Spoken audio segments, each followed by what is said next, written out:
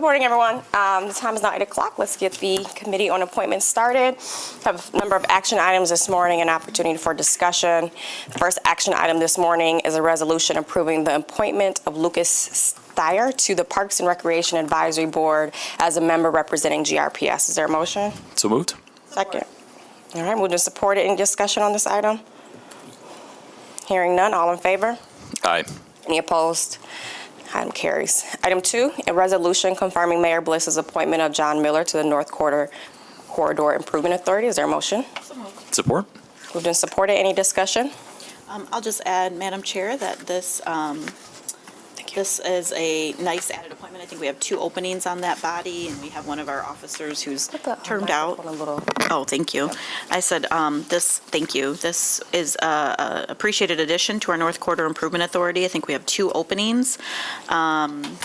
And we have at least one of our officers who's going to term out. So to be able to add new members so they can rotate into those officer positions, I think is another important sort of succession planning, thinking not only getting people on the board, but then who will serve in those officer positions. Thank you. That's great. And I've appreciated your comments as of late of the additional support that we need to ensure that we give to our CIAs and the work being done there. There is no further discussion. All in favor? Aye. Any opposed? Carries. Item 3 is a resolution confirming Mayor Bliss's appointment of Mark Breve to the Mural North Tax Increment Finance Authority. Is there a motion? So moved. Support. Any discussion on this item? Madam Chair? Yes, ma'am. I will add that Mr. Breve has served Michigan State University here in the West Michigan area for some time, and so he's an active member of our North Monroe Business Association, and I believe this is a reappointment as well. And so we'll continue to serve the Monroe North TIFA in a positive way. Wonderful. Any further discussion? Hearing none, all in favor? Aye. Any opposed? Carries. Item number 4 is a resolution approving Commissioner O'Connor's appointment of F. Douglas Molesky to the Grand Rapids Police Civilian Appeal Board. Motion? So moved. Support. And support. Any discussion on this item?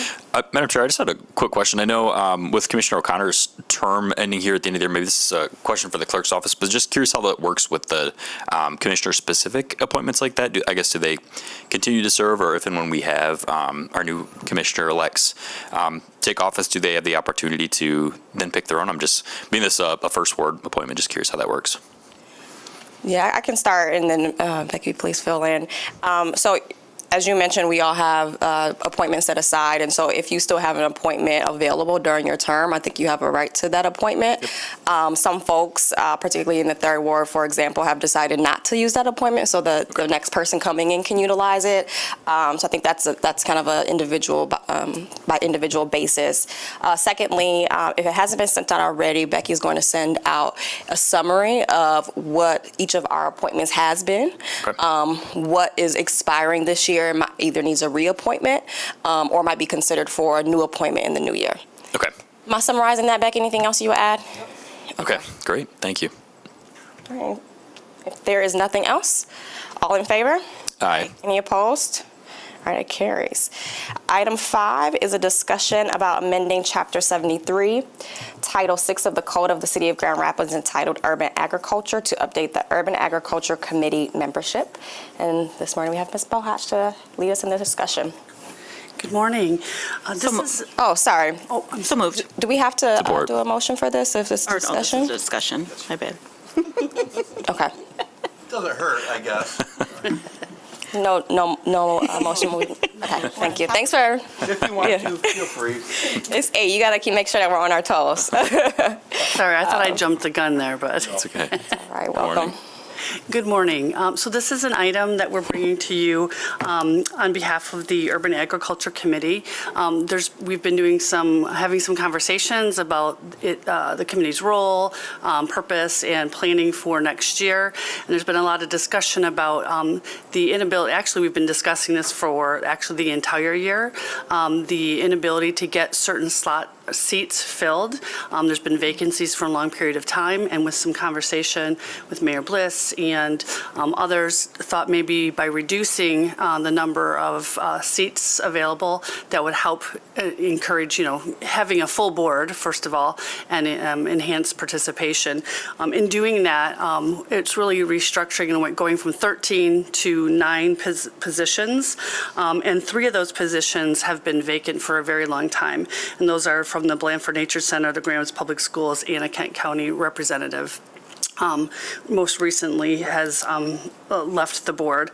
It also would then reduce the number of staff who are appointed. Currently, there's 2 staff members, and there would be 1 staff person that would be appointed, so that it would make sure that we balance it out, that we don't have, that we have more citizens on the board than the staff ratio. So that's really what the intent is. The committee's recommending this. Currently, the Parks and Recreation Department is the liaison for this committee, and that department is supportive of this as well. Wonderful, thank you. I recall the difficulty in getting some of those spots filled, so this makes perfect sense, and I don't have any concerns. I'm generally supportive, but are there any other questions or discussion from my colleagues? Commissioner Robbins? Yeah, thanks, Madam Chair. I think this makes sense. I know, like my colleague said, we had some difficulty filling some of those open appointments, and I know in the past year, the Urban Agriculture had brought forward some recommendations that they'd been working on for quite some time, and I guess I don't know particularly what else what other, I guess, action items they have before them coming up in the future. But I think, people always have the opportunity to engage with this committee too via email, showing up to their meetings and sharing their recommendations too. So I think even though we're, decreasing the number of, appointees to make best use of their time and make sure they always have a quorum, I think there's still plenty of opportunity for people to share their thoughts on what they do. Thank you. Sure. Thank you, Madam Chair. Thanks, Ms. Bohach. And thank you for your work on this, because I think this was really part of an overall review of different bodies where we were having these openings. I think the intent was always to be inclusive with different groups that had a stake in this work, but also recognizing, I think probably initially through COVID, the challenges that people probably had identifying individuals to be in those seats, and then subsequent just changes in liaisons. I think specifically at GRPS, rings a bell across all of the bodies that we have, not just urban agriculture. And I also think, as somebody, even though these boards are different than nonprofit bodies, really sort of we've done this. I think we have some precedent at our Vital Streets body that was done, I think 2 years ago, where we did reduce that number, again, following the millage, a very intentional effort to make sure there was a variety of voices, seeing where the work sort of evolved and changed. And not that it's about maintenance, but it was really about that oversight versus how will this money be spent. And I think we're sort of in the same spot with this body. I also, obviously, this is our second to last meeting of this last commission year, and significant changes, obviously, with a new mayor and new city commissioners as well. And this was a body that was put forth. And these, remind me, all these, some of them are city staff appointments, but then is the majority mayoral appointments, correct? So the commissioners each have appointments. Okay. And the mayor has appointments, and then the city manager has appointments. Okay. Yeah. Thank you for clarifying that and being right on the spot with that. As I phoned a friend. I also think the reduction is it goes back to good governance. I also think we'll be in a position today, we'll vote on our community master plan process, and a significant number of efforts that were probably seen under urban agriculture are now, I think, more fully embedded in our community master plan. And so while I'm supportive of this reduction, I think we need to continue to understand how things might exist as maybe it was something specifically to enact work that probably, again, was ahead of its time. I don't remember the actual year it was appointed, and how it might be more fully embedded in the body of city commission work and across departments, right? Not just something for your overall department and Parks and Rec to think about. So, and then lastly, what I'll say is to continue, to your point, Commissioner Robbins, to continue to align what is the set priority in terms of, we have a legislative agenda, we're talking about our community master plan, I think it would also be, just like we've done some of this work with economic development and talking through different bodies like Brownfield and even Smart Zone Authority about some of the work that's coming out of the master plan, it probably, I would advocate that we probably in the near future with new elected leadership, have that further discussion with this body about kind of what are all of those overall priorities. So there isn't a disconnect of, to again, what I heard you saying, Commissioner Robbins, what is the desire of the board? What was the intention of the language that set up this body? And how do we best achieve particularly those goals that exist in our community master plan? So, thank you for indulging me as I think about the structural work, but I think it is important, especially in this period of change. Thank you. So I can tell you that that discussion did occur with the Urban Ag Committee as well, in terms of, because we have, the Sustainability Office who's doing work on their Community Climate Action Plan that you'll be, I think, highlighting here soon, as well as the master plan and their recommendations and things that were tied into implementation via the city's master plan. So, and then we also have work at the Kent County Food Policy Council. So it all does interconnect, and our members on this committee are very active in those different components of work that's going on in the system throughout our community. So again, they were looking at how are we relevant in this work, and how do we continue to support the city in these efforts. So, and they'll have more conversations as we start out the year. Thank you so much. And then we will, if you're in agreement, we would bring this back, because it's an ordinance change, we would bring this back at the next meeting to set a date for consideration for adoption at the first meeting in January. Thank you both. I'll also add that to kind of that last point in question, that the staff member appointment in the memo outlines that they will have responsibility in the areas of zoning, community or economic development, or code compliance. So to your point around integration, I think that also is a clear way to kind of make those connections. And then I guess I'll mention too that although it's not part of the ordinance, it's more of an operational component. We are looking at changes in terms of that liaison shifting from the Parks Department to another department that more closely aligns with this work. Thank you. So I'm hearing general support for this item. All right, well, we'll look forward to seeing this again in December. Thank you. December 17th. We are in December. Thank you. All right, our final item for this morning, is the discussion of our current board and vacancy list. I will note that we have 3 resignations coming before us this evening. Vital Streets Oversight Commission, Brownfield, and Mural Tax Increment Finance Authority, as well as Affordable Housing Fund Board.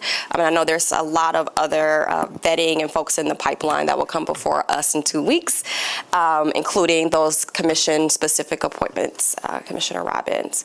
Any additional questions, comments, or even updates on our vacancy list? None? Are you anything additional to share, Becky? Or when might folks expect to get that list of the commissioner-specific appointments? I sent it to last week, but I'll send again another update. There's a couple of other things, just some liaisons that have brought forward people that they recommend that are considered for openings. So I'll send an update later today or tomorrow morning with all of that. Thank you.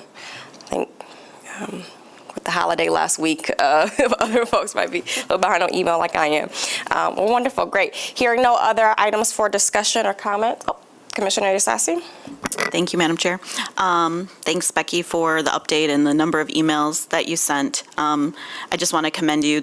You came in, sort of right before the election happened, which was a big election for us, a lot of new additions, especially with early voting, and you've stayed on top of a number of things. I know as the mayor has been working on some year-end pieces, and we've seen it in the activity as it relates to I know you said there's not a lot on the agenda, but there actually is, I think, for this body.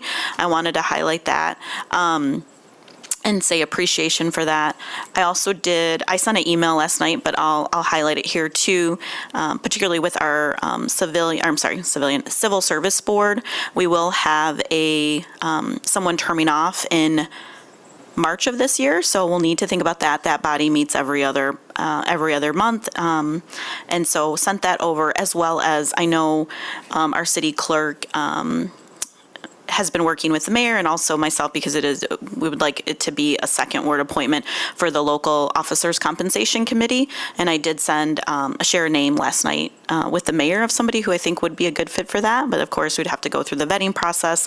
But I know that first meeting is March. It's a 7-year term. And so it's one of these where might not think about it, but we really need that individual to be there to do that core work of the LOCC. And then, as I'm just looking at this one here, I know you've added a lot of refinements. This Affordable Housing Fund Board, this one that's remaining, is that one the third ward seat?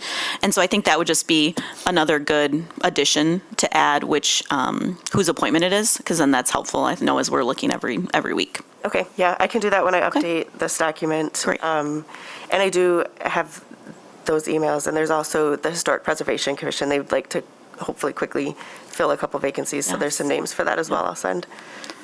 And thank you for also doing the work. Speaking of that, I know we had heard from the liaison there, just reminding those that we appoint about attendance. You know, our city staff do a lot of work to put forth an agenda, and when a meeting is missed, we can't have a quorum, that definitely impacts the work of the city.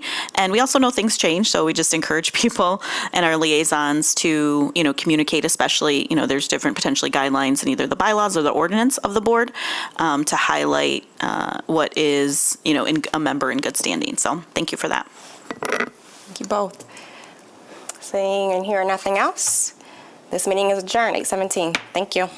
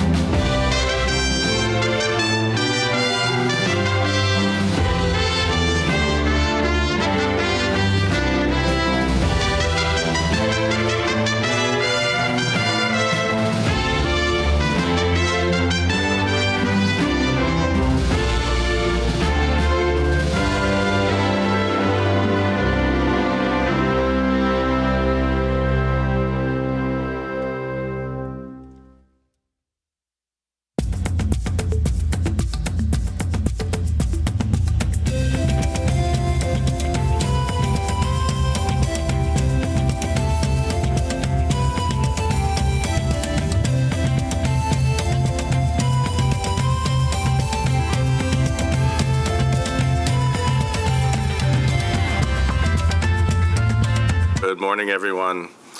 We will call the Fiscal Committee to order here at 8:30. And the first item on the agenda this morning is a resolution recognizing Revive and Thrive Project as a local civic organization.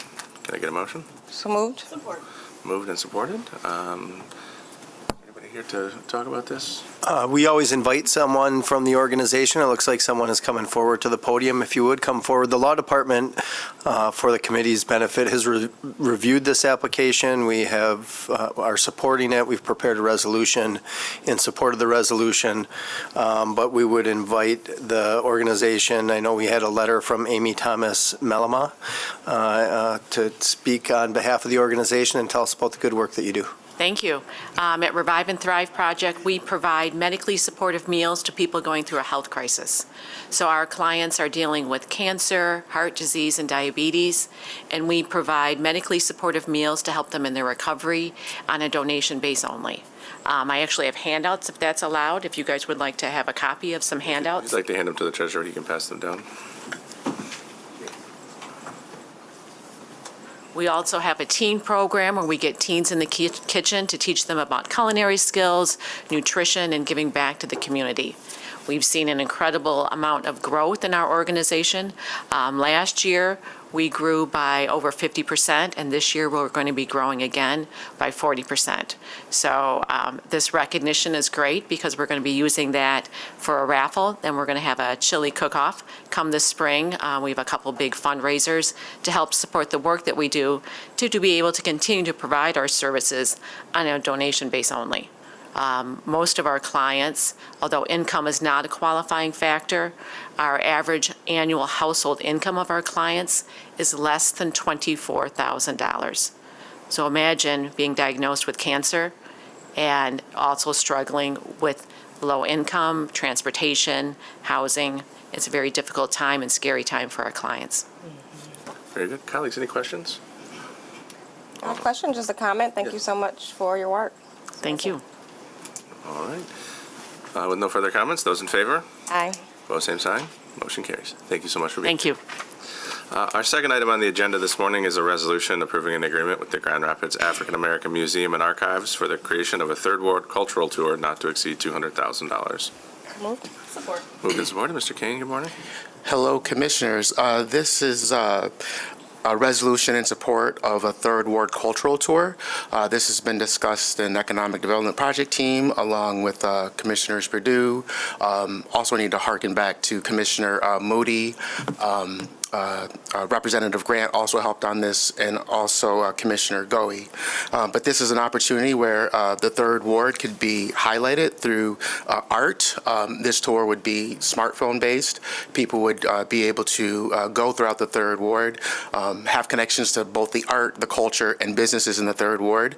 And I'm happy to say that the Grand Rapids African American Museum and Archives will be the lead contractor on this project, along with some help with other community partners, and I'd be happy to answer any other questions. Very good. Colleagues, questions or comments? All right, hearing none. Those in favor? Aye. Opposed, same sign. Motion Thank you. carries. Thank you, sir. Item 3 is a resolution accepting a grant award of $550,000 from the W.K. Kellogg Foundation to expand capacity to create programming and civilian violence prevention efforts. So moved. Support. Moved and supported. Mr. Davis, good morning, sir. Good morning. This is a grant that we have been awarded by the W.K. Kellogg Foundation, which will allow us to align our civilian violence prevention and intervention efforts. This will allow us to have staff, both a full-time staff member and some administrative support as well, or a temporary staff person that will do a few things. First of all, they will be responsible for our Cure Violence programming. They'll also be able to do some subcontracting with community organizations in order to assist them in doing some violence prevention efforts. We'll also be able to align our work with the Safe Task Force and other civilian violence prevention efforts throughout the organization to make sure there's a singular staff person that's focused on that work. Very good. Colleagues, questions or comments? All right, hearing none. Those in favor? Aye. Opposed, same sign. Motion carries. Thank you. Thank you, sir.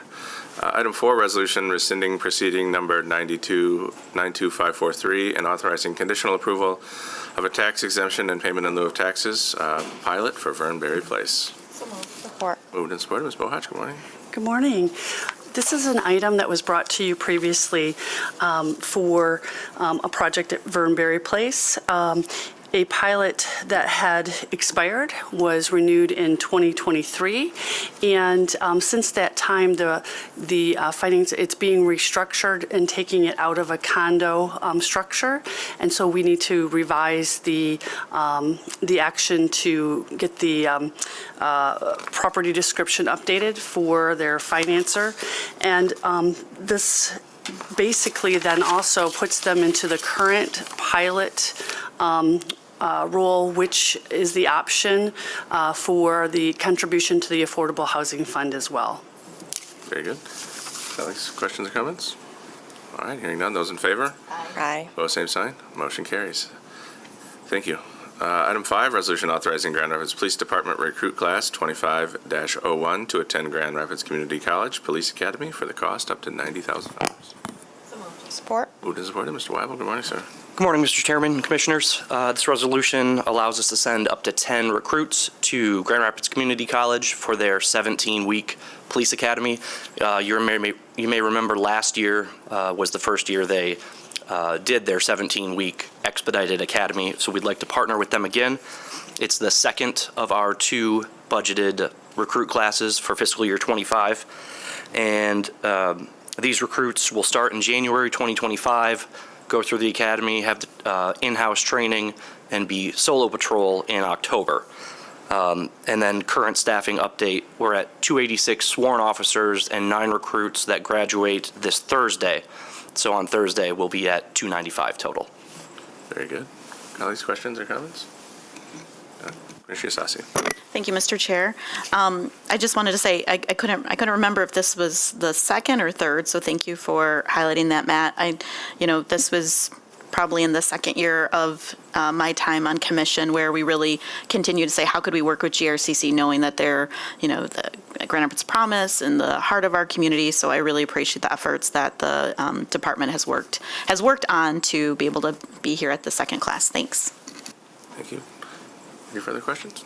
All right, hearing none. Those in favor? Aye. Opposed, same sign. Motion carries. Thank you, sir. Item 6, a resolution approving the purchasing of triple combination custom pumper from HME Aaron's Fox as a cooperative purchase in the amount of $860,343.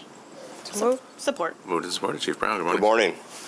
I'd just like to start out by thanking Fiscal and Purchasing for working with us on this. It is a challenge to keep a fleet of our size going in this city, especially with continued supply chain issues. I don't need to remind you, but I will. The average lead time for a custom pumper is 4 years and approaching $1 million. And so we were able to work with a local company just down the road. And if this goes through, we'll have the cab and chassis on the line in January, and it'll show up at the Kindle station in late summer. So pretty unheard of.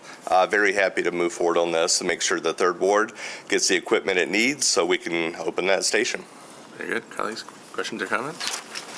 All right, those in favor? Aye. Aye. Oh, same sign. Motion carries. Thank you, sir.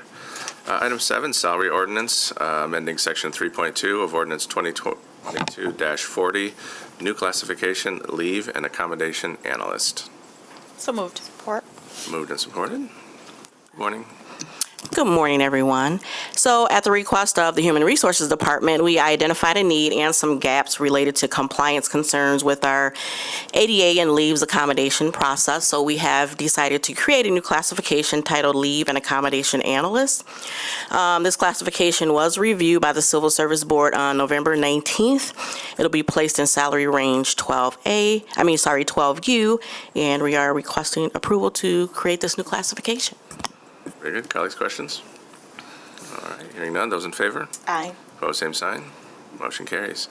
Item 8 is a salary ordinance amending section 4.2 of ordinance 2022-33, new classification, victim services manager. So moved. Support. Moved and supported.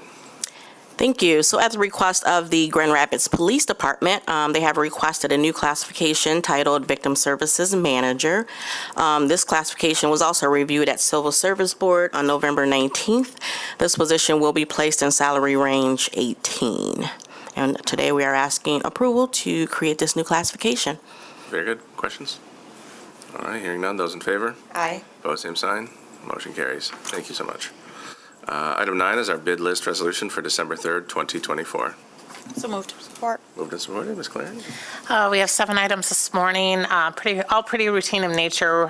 One of them is for our debt collection. We also have uniforms and lab services, and as well as our renewal with Excella, which is our permitting software. Very good. Colleagues, questions about any items on the bid list? All right, hearing none. Those in favor? Aye. Opposed, same sign. Motion carries. Thank you. Item 10 is our Comptroller's warrant report for the period November 5, 2024 through November 18, 2024. Good morning, Commissioners. For the period reference, we released cash payments totaling $17.6 million, and that includes approximately $5.5 million for employee payroll expense and $273,000 for income tax warrants. In terms of quantity, there were 303 income tax refunds issued and 941 checks and electronic payments issued. The tables on the following pages contain the details of those payments that exceeded $20,000.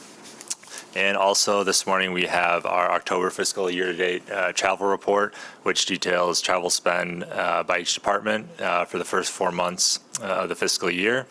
And so far, that report is showing that we have spent $589,000, or about 19% of the overall budget. Very good. Questions for the Comptroller? All right. With none, those reports will be received and filed. And our final item on the agenda this morning is our Treasurer's Report for the period October 30, 2024 through November 2024. Mr. Treasurer. Good morning, Commissioners. With our report today, I want to recognize our investment officer, Levi Bolt, who pulled together some charts showing you what's the anticipation right now is for near-term inflation potentially. As we notice the change in our federal level offices and jobs, there's been some calming of the markets because of some of the selections that have been made in terms of the Treasury Secretary and others. In fact, the day after that, you saw a massive jump in the market as well. But again, we're not driven by the market because that's not what we're investing in terms of stocks. We can't invest in that. But this shows you what's happening in terms of a 10-year Treasury. So based on just a 2-month gap between September where it hit a low to November where it jumps up to a high, there was a pretty significant move of 75 basis points. And so they're planning in some near future inflation, and we'll have to see what that looks like as things go on. But with our portfolio, we're set at $746 million. We're earning a purchase yield of 3.58%. But some of the stuff that comes up with these numbers jumps into contract negotiations. These funds are funds for the entire city over all different funds and bond funds. These are not specifically in one group. So I want to just share some information on that as we go into contract negotiations, different units have got to be aware of what actual money resides in their unit as opposed to the whole city, because these are not all the funds that are tapped into when you go into contract negotiations and look at having a negotiation on a pay increase. That's not what it's for. And so we're doing very well. We've worked very hard to put the portfolio in this place. Mr. Bolt looks at the market daily. He looks at Bloomberg to set ourselves up for success. We're building out this portfolio for long-term success. And that's crucial for us because we want to maintain a specific level of interest earnings for the long term so that we're not hit by recessions. We want to recession-proof our portfolio as much as possible so we can rely on those interest earnings to help fill some gaps, especially when we look at how we're doing these bond fundings. Look at those percentages just for the bond proceeds. We're earning better than 5% on many of those items. And so even though we have the money for only 2 years, we're maximizing the interest earnings on that so that we might be able to do more work with those bond funds. We really want to be able to support our departments and those units that are doing these significant projects to say, hey, maybe we have an extra half a million dollars or $1 million more in interest. That gives them some room to play against their contingency for their costs. And so that's the really important work that we are doing in our office.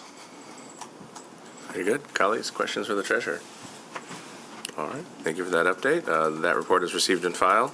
And with that, we will conclude fiscal at 8:45. Thank you, everyone.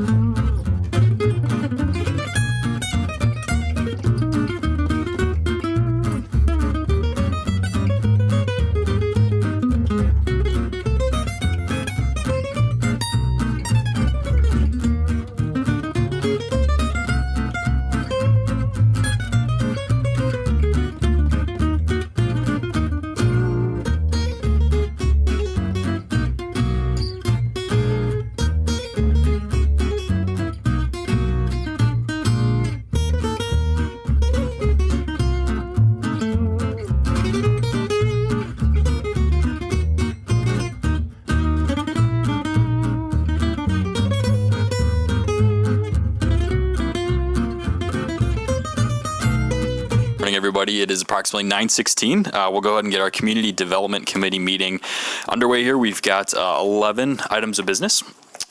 Jumping right in with item number 1, we've got a resolution approving a fireworks discharge permit for Image Engineering Special Effects, Inc. for special effects at the Van Andel Arena in connection with the Trans-Siberian Orchestra, the Lost Christmas Eve Tour, East on December 8th, 2024. Is there a motion? So moved. Support. All right, moved and supported. Good morning. Welcome. Good morning. Is this working? Okay. Couldn't hear myself. Yeah, TSO, they rearranged the show. It's going to be quite a lot more. If you're going to the show, it appears I would recommend some hearing protection. Noted. All right, any questions or comments, colleagues? All right, hearing, seeing none. All those in favor say aye. Aye. Opposed, same sign. That carries. Item number 2 is a resolution approving a fireworks discharge permit for RKM Fireworks Company for special effects at the Van Andel Arena in connection with the Griffins' 26th annual New Year's Eve celebration presented by Captain Morgan on December 31st, 2024. So moved. Support. All right, moved and supported. It's their annual show. They too have increased their supply of pyrotechnic effects, but far pale in comparison. All right, everyone wants fireworks. All right, colleagues, any questions on that one? All right, all those in favor say aye. Aye. Those opposed? It carries. Thank you. Thank you. Item number 3 is a resolution approving an electric facilities easement in connection with water main replacement in Market Avenue from Ney Avenue to William Street and improvements in Market Avenue from Goodrich Street to 125 feet north of Cherry Street, and this is for Acrisure Amphitheater. So moved. Support. All right, moved and supported. We've got Mr. Berkman on this one. Yes, good morning, Commissioners. So this resolution before you provides for that electric facilities easement to be granted to Consumers Energy to facilitate construction of some undergrounding that they're doing along the amphitheater edge. So ductwork, conduit, vaults being installed along what will be the eastern and southern edges of the amphitheater site boundaries, so along the west side of Market Avenue's right-of-way. This is tied to other utility relocation work, including water and rain replacement on the west side of Market, which will come to commission in early 2025 to authorize, but that's the reason for the very lengthy, wordy title. That's the project that we have in engineering associated with the amphitheater, and we are tying this electric easement to that. All of this, of course, in support of the amphitheater development as well as future development in the area. The documents have been shared with representatives at Grand Action 2.0 as well as the Convention Arena Authority in coordination with and anticipation of the property's eventual sale and transfer. So seeking your approval of this easement, which will give consumers rights to install and maintain their facilities. Okay, thank you. Any questions, colleagues? Discussion? All right, hearing and seeing none. All those in favor say aye. Aye. Those opposed? It carries. Let's see, item number 4, we've got a resolution awarding a professional services agreement with Smith Group Companies Incorporated for planning for Silver Creek corridor transformation and improvements to Plaster Creek Trail in the amount of $1.45 million with a total amount not to exceed $1,500,000. So moved. Support. All right, moved and supported. Good morning, welcome. Good morning, Commissioners. This item is, of course, as read. The team received 8 proposals from design consultants. 3 were selected for a short list for interviews, and Smith Group JGR was selected as the prevailing consultant team. This work will really essentially open up some studies in greater connectivity from neighborhoods like Boston Square and the Adams Street Apartments, and looking at ways in which we can really create stronger and better connections to the Grand River and the improvements that we're making along the Grand River corridor. In addition to trail connectivity and looking at bike and pedestrian connections, we will also be exploring different ways in which we can build in additional park space down in the 3rd Ward, which of course has been a priority of the Parks and Recreation Department in the city of Grand Rapids. Okay, thanks. Any questions or comments on that one? No. All right, I'll just add, I think this is one of many ways we're looking to, better incorporate neighborhoods into the work that's going on with the Grand River Front, and excited to see that one come to fruition. So with that, I will call the question. All those in favor say aye. Aye. Those opposed? It carries. Thank you. Item number 5, we've got a resolution approving a partial release of easement at 3259 North Evergreen Drive Northeast for nominal consideration of $1. So moved. Support. All right, moved and supported. So this relates to a public utility easement that the city originally accepted back in 2001. It's located in a medical and professional office park that's on the east side of East Beltline, north of 3 Mile Road. A portion of the easement is not going to be utilized, and the property owners requested its release of the unnecessary portion to avoid interference with proposed improvements on that site. So requesting your approval of this release. Okay, thanks. Any questions or discussion, colleagues? All right, I will call the question then. All those in favor say aye. Aye. Those opposed? It carries.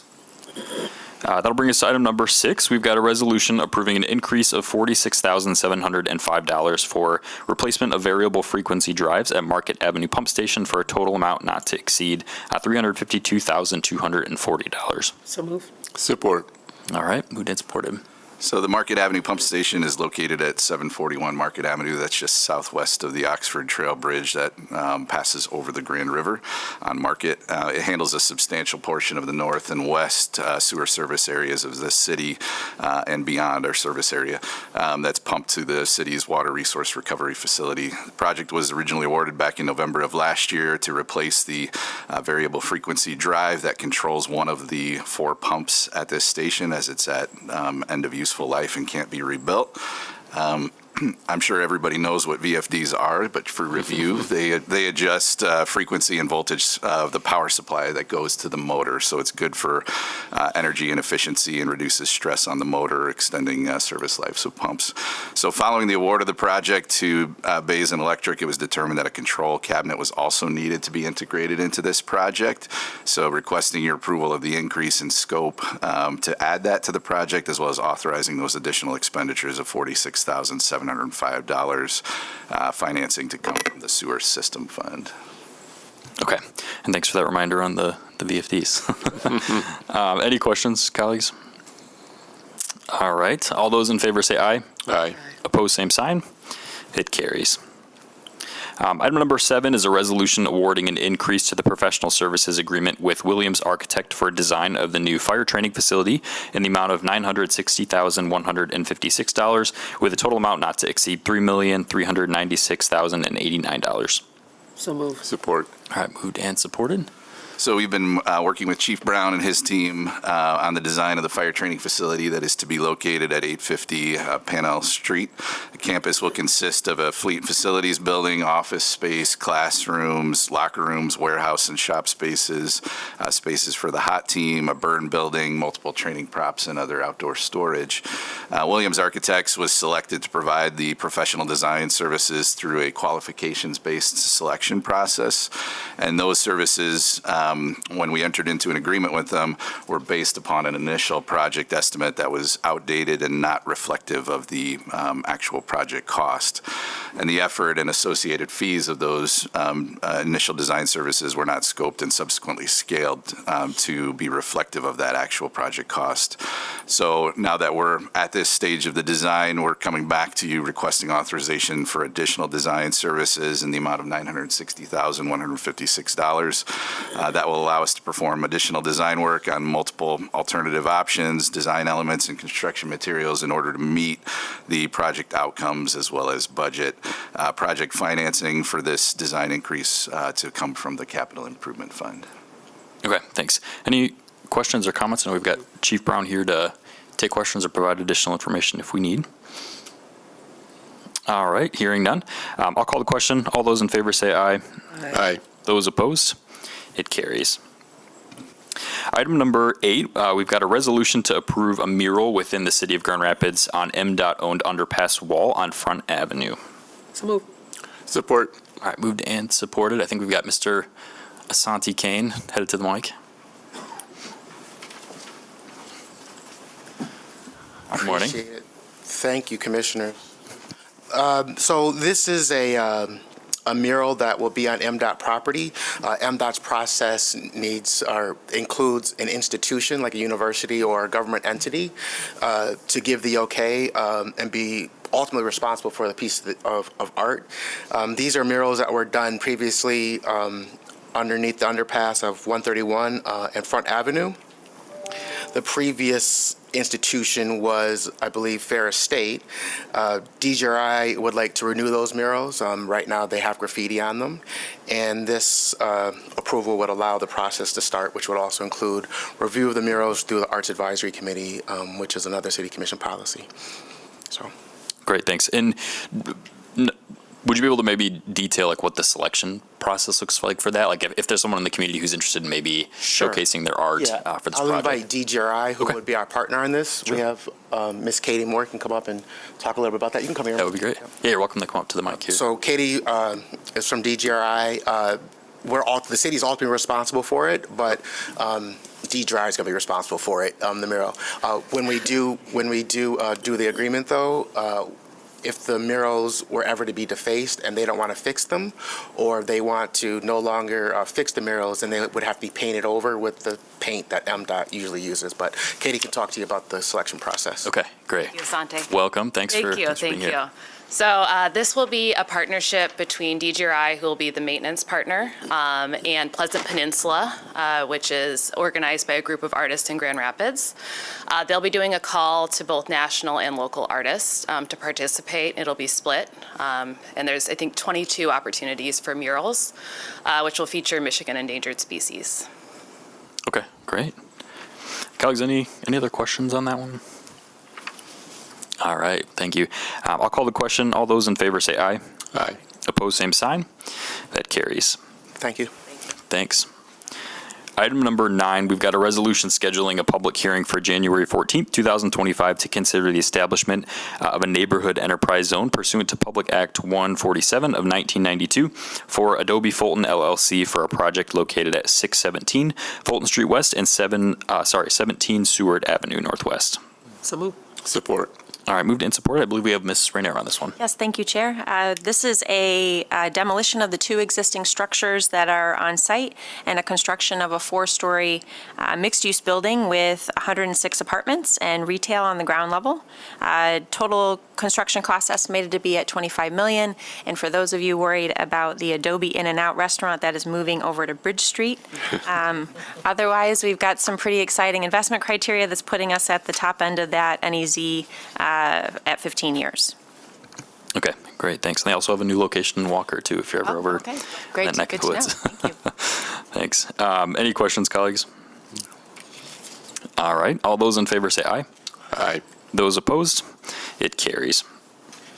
Item number 10, we've got a resolution scheduling a public hearing for January 14th, 2025, so the same date, to consider the establishment of a neighborhood enterprise zone pursuant to PA 147 of 1992 for Annex Fulton LLC for a project located at 657 Fulton Street West.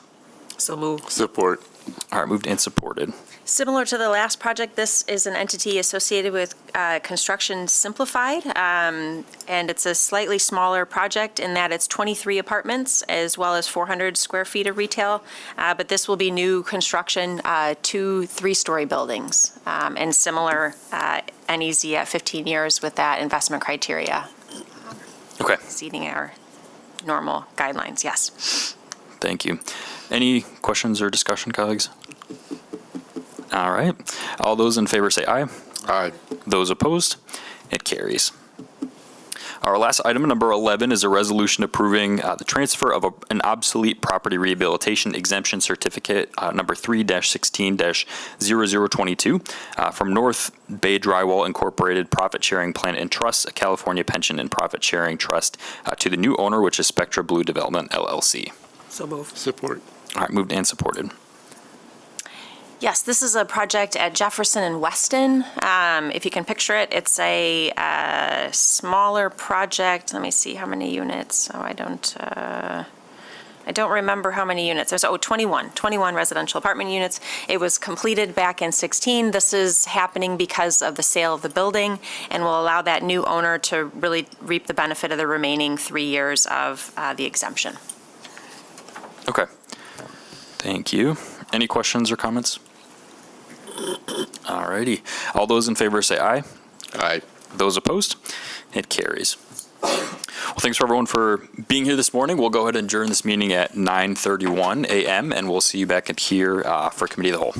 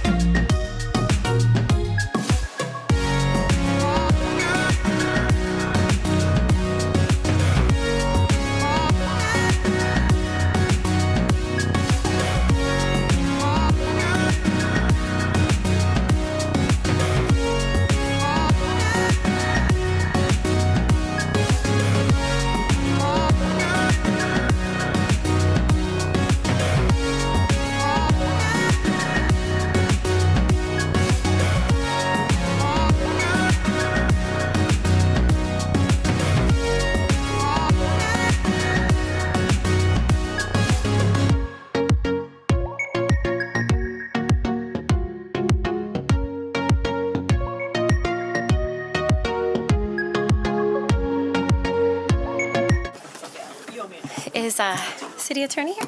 Oh, there she is. Were you looking for me? No, ma'am. All right. All right.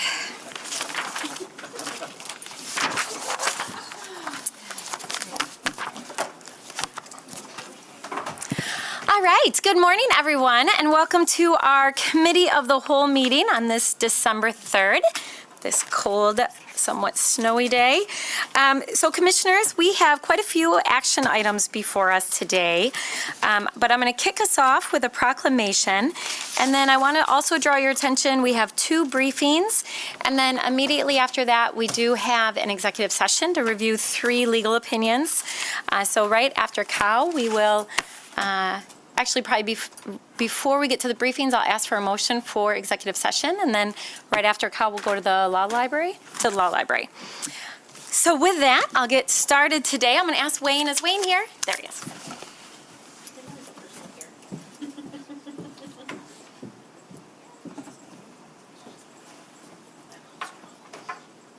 Come down here.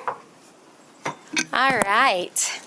Have Wayne join me up here because today we are acknowledging the Safe Drinking Water Act. So I won't read the whole thing, the whole proclamation, even though it's really important and it's about the importance of clean water. I will read just a couple sections of it. So whereas the Safe Drinking Water Act was established 50 years ago in 1974 with the paramount goal of protecting public health by ensuring safe and reliable drinking water to all residents. Over the past 50 years, the SDWA has served as a critical framework for the protection of water quality and public health, setting stringent standards for water suppliers and fostering innovations in water treatment and management. Fortunately, here in our city, we have an incredible department with a long history of providing safe, healthy water to our residents.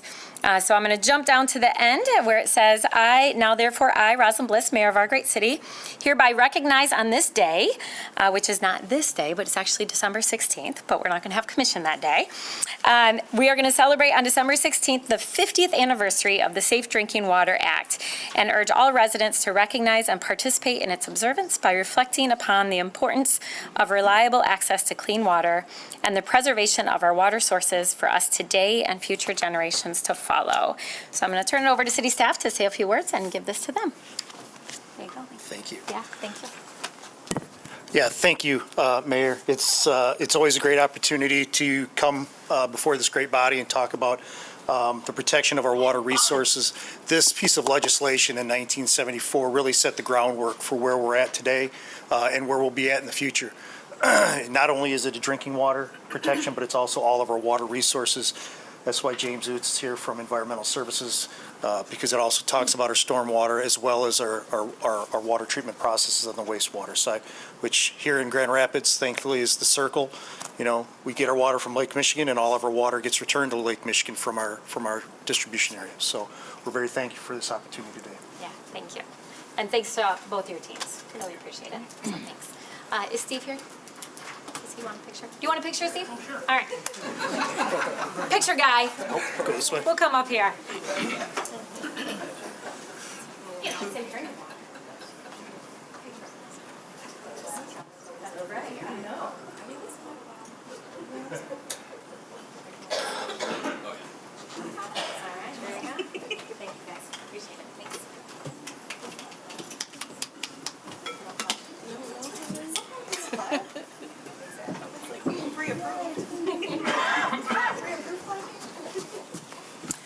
All right.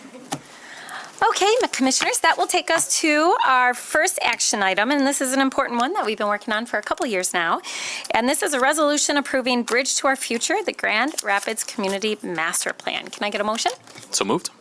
All right, moved and supported. Our planning director, Ms. Turkelson, is here to tell us about this item, although I know we are all very familiar with it. We did have a public hearing and received quite a bit of feedback from community. So I'll turn it over to Ms. Turkelson, and then I will see if we have any questions or comments. Thank you. This is obviously a very exciting day for us. It's the culmination of a lot of hard work from a lot of people. And I think what we have before you is a document that I know we are very proud of, and I believe that you should be as well. Planning Commission sent you a unanimous recommendation to adopt the plan, the Bridge to Our Future Community Master Plan, and we ask you for your support in doing just that. All right, short and sweet. Commissioners, any questions or comments? Commissioner O'Connor? Yeah, thank you, Mayor, and I just want to say thank you to the Planning Department, the Planning Commission, the staff, and all those from the community that joined in helping form this plan. I think it's, we constantly talk about housing in Grand Rapids, and I find it really interesting that, as we came up with they came up with the master plan, that, we had made a lot of recent changes in the past few years around housing and how we do development in Grand Rapids, and yet this plan, I think, asks us to even go further. So I find that there was I hope that this plan sets us on a great path so that we can continue to grow and thrive and build the types of developments and projects and housing opportunities that we need for Grand Rapids to be successful in the long term. Yeah, thanks, Commissioner. I'll add my appreciation to all of the members of the steering committee, the consulting team, obviously your planning staff who've worked really hard to make sure that we've had a robust engagement process. I know when I read through the master plan, I'm really proud of the work and what's before us today to consider for adoption. I think it aligns with our city's strategic plans. A lot of the priorities that this body and bodies before us have talked about, I think they're embedded in this plan. I appreciate the focus on strong neighborhoods and strong neighborhood business districts and a strong local economy and mobility and climate resilience. And then I also really appreciate that it incorporates the 3 ASPs for both Creston, Southtown, and the Butterworth area. Those neighborhoods have talked about wanting an ASP for quite some time, so it's nice to see that completed and a part of what is before us today for adoption. So thank you. Commissioner Stassi? Thank you, Mayor. And I would echo what my colleagues have already said, specifically, I think the area-specific plan was one of the first things that my predecessor, Commissioner Ruth Kelly, talked to me about and really wanting to see that come to fruition. So I don't know if she's watching, but if she is, know that was also part of your leadership and work, Commissioner Kelly, to continue to push that. And living in that Creston neighborhood and seeing other members, like I see Dale Hoteling from our Creston Neighborhood Association was a very active, engaged member. I also want to say appreciation to our neighborhood associations who carried a lot of that work in terms of the engagement, who did fun and different events. Like I said, your guys' kickoff event will go on as one of the best community engagement pieces, which is like people were genuinely having fun. And so while today is a day, I think, to say also appreciation to the Planning Commission and a day of appreciation to all of you, we also know that this is going to start another clock of work that needs to happen. So enjoy a little bit and know that we'll have some continued work in front of us. But yes, I just have a lot of appreciation, especially for that ASP. So I'll look forward to seeing that come to fruition. Thanks. Yeah, thank you, Commissioner. Commissioners, other questions or comments? All right, seeing none, I'll call the question. All those in favor say aye. Aye. Those opposed? It carries. All right, next is a resolution recommending approval by the Michigan Liquor Control Commission of a social district permit application pursuant to Public Act 125 of 2020 for the 19th Holdings LLC, which we know as Gimme's Bar and Grill, located at 45 Ottawa Avenue Northwest. Can I get a motion? So moved. Support. All right, moved and supported. Deputy City Clerk, anything to add on this? I just know that it was approved. It was approved by all the relevant departments, and it's good to go. All right, thank you. Commissioners, any questions or comments? All right, all those in favor say aye. Aye. Those opposed? It carries. All right, next that will take us to a resolution approving the request from WB Blanton Enterprises, as we know it as La Macaron, for a development district liquor license, and this is located at 132 Monroe Center Avenue Northwest. Can I get a motion? So moved. All right, it is moved and supported. Did I hear support? Yes. Yep, thank you, Commissioner. All right, anything to add on this item? They already have a liquor license, and they're in a social district zone, so it was an easy approval. Great, thank you. Commissioners, any questions or comments? All right, seeing none, all those in favor say aye. Aye. Those opposed? It carries. All right, next we have a resolution approving a transformational brownfield plan for the Fulton and Market redevelopment project at 31721, 37, 41, 45, 47, 53, and 63 Market Avenue Southwest, as well as 216 Fulton Street West, and authorizing an affordable housing agreement. Can I get a motion? So moved. Support. All right, moved and supported. We have our Director of Economic Development, Ms. Sarah Ranero, here. So she does have just a short presentation, although I know we are all very familiar with this project. We've been talking about it publicly for several months. It came before our Brownfield Authority twice before it came to us, and we had a public hearing. So, and it came before EDPT, I should say that as well. Yes, thank you, Mayor. Good morning, everyone.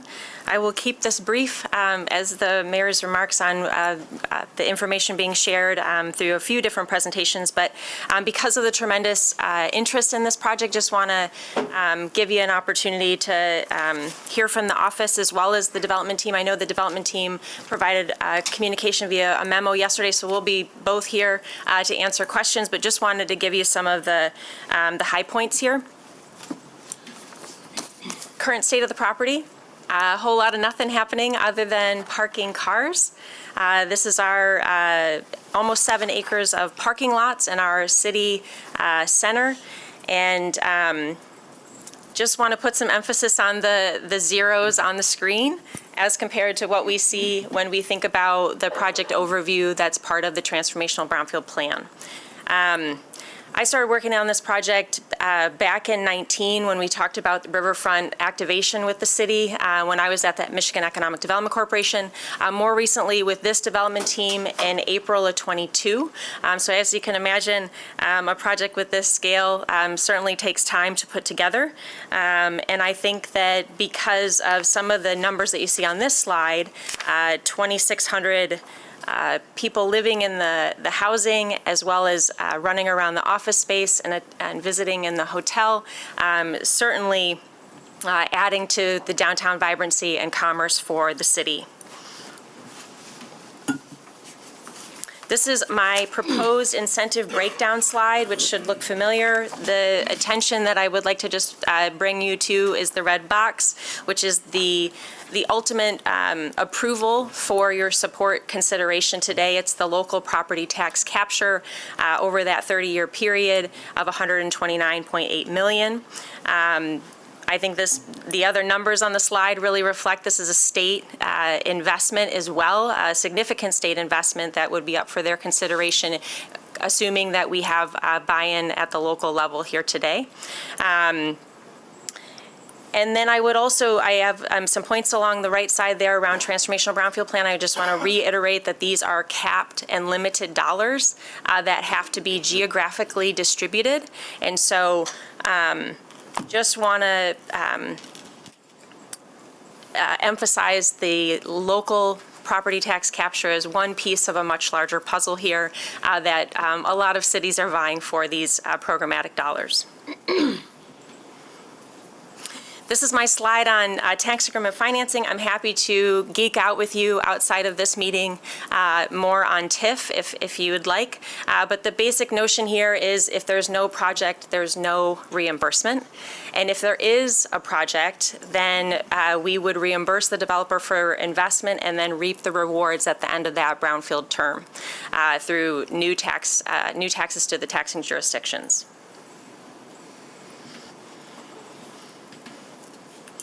The inclusion plan, this should look slightly familiar. However, in the last couple weeks since you've seen this, this slide has changed from a dollars perspective. And I know that was communicated yesterday, but I just want to put some emphasis on this going from $31 million to $50 million for aspirational commitment to getting more diverse subcontractors. I want to say that this program started at the city in 21 and really is helping generate the demand side of the equation. $50 million is a very sizable, largest request we've seen, or largest commitment we've seen in the term of the program, and it would really put some emphasis on the supply piece of our market in Grand Rapids.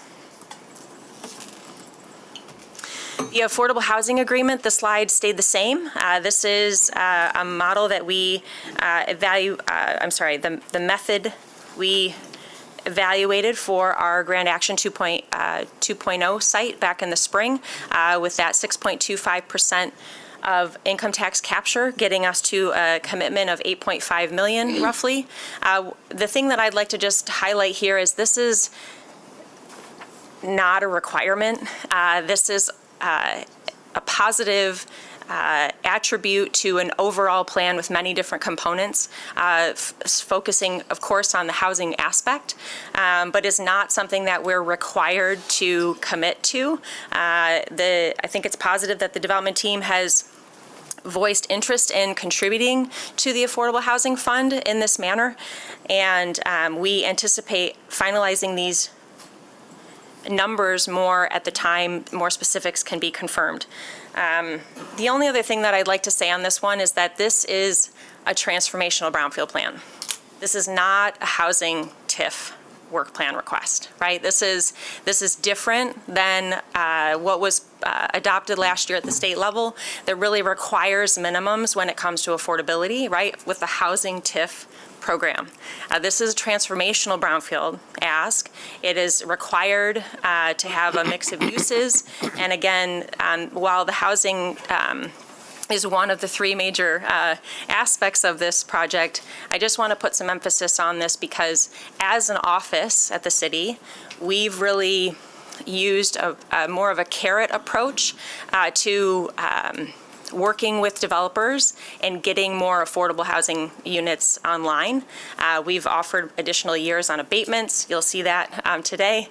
But we're only requiring that with housing TIF because it's required by statute. So just want to point that out. Zooming out a little bit, I know there were some questions about what kind of units we have downtown, as well as affordable units in the downtown. And so these numbers were provided by DGRI. And then I also included some development center data just to point out the magnitude of this project, right? When you think of numbers like $797 million in investment, and then you look at what has happened the last few years, these are all the construction numbers for the whole city. This project is pretty sizable, as well as the housing units. We've got 671 units coming online, and I'm looking at 23 data, so it's about half of what we brought online last year just with one project. This is my final slide, and what I'm trying to get you to think about is not the existing parking lot, but what could happen in the future on this on these parcels. 3 dense towers that ultimately meet the goals of the GR Forward Plan and the city's master plan, as well as sizable numbers here of jobs and investment and residents. So. With that, I'm happy to answer any questions, but the support today would ultimately ready this project for an application consideration at the state level in February or March of '25. Great, thank you. I think City Manager wants to make a comment, and then I'll open it up for commission. I see. Thank you, Mayor. Thank you, Ms. Raniero, and your team, and the developers for their work. I know this has been a very challenging, both exciting and challenging at the same time, and I know there are a lot of expectations around the project, so I appreciate you laying out very clearly what some of the benefits are given the current state of that undeveloped property. And there are a couple of other zeros that I do want to highlight that were not on slide 2. One is $0 towards any inclusion for minority contractors because the project doesn't exist. So I appreciate the reallocated or the revised numbers of increasing that amount to almost $50 million.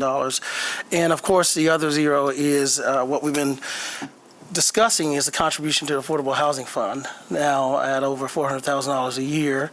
Granted, while we always want to see more being contributed to that, I think all the other aspects that you've highlighted, particularly the size of the project and the fact that in what we're doing this year, or excuse me, with this project as it compares to the number of housing units, for example, in 2019, significantly almost doubles that amount, and the amount of the investment is equivalent in this one project to almost any entire year of development.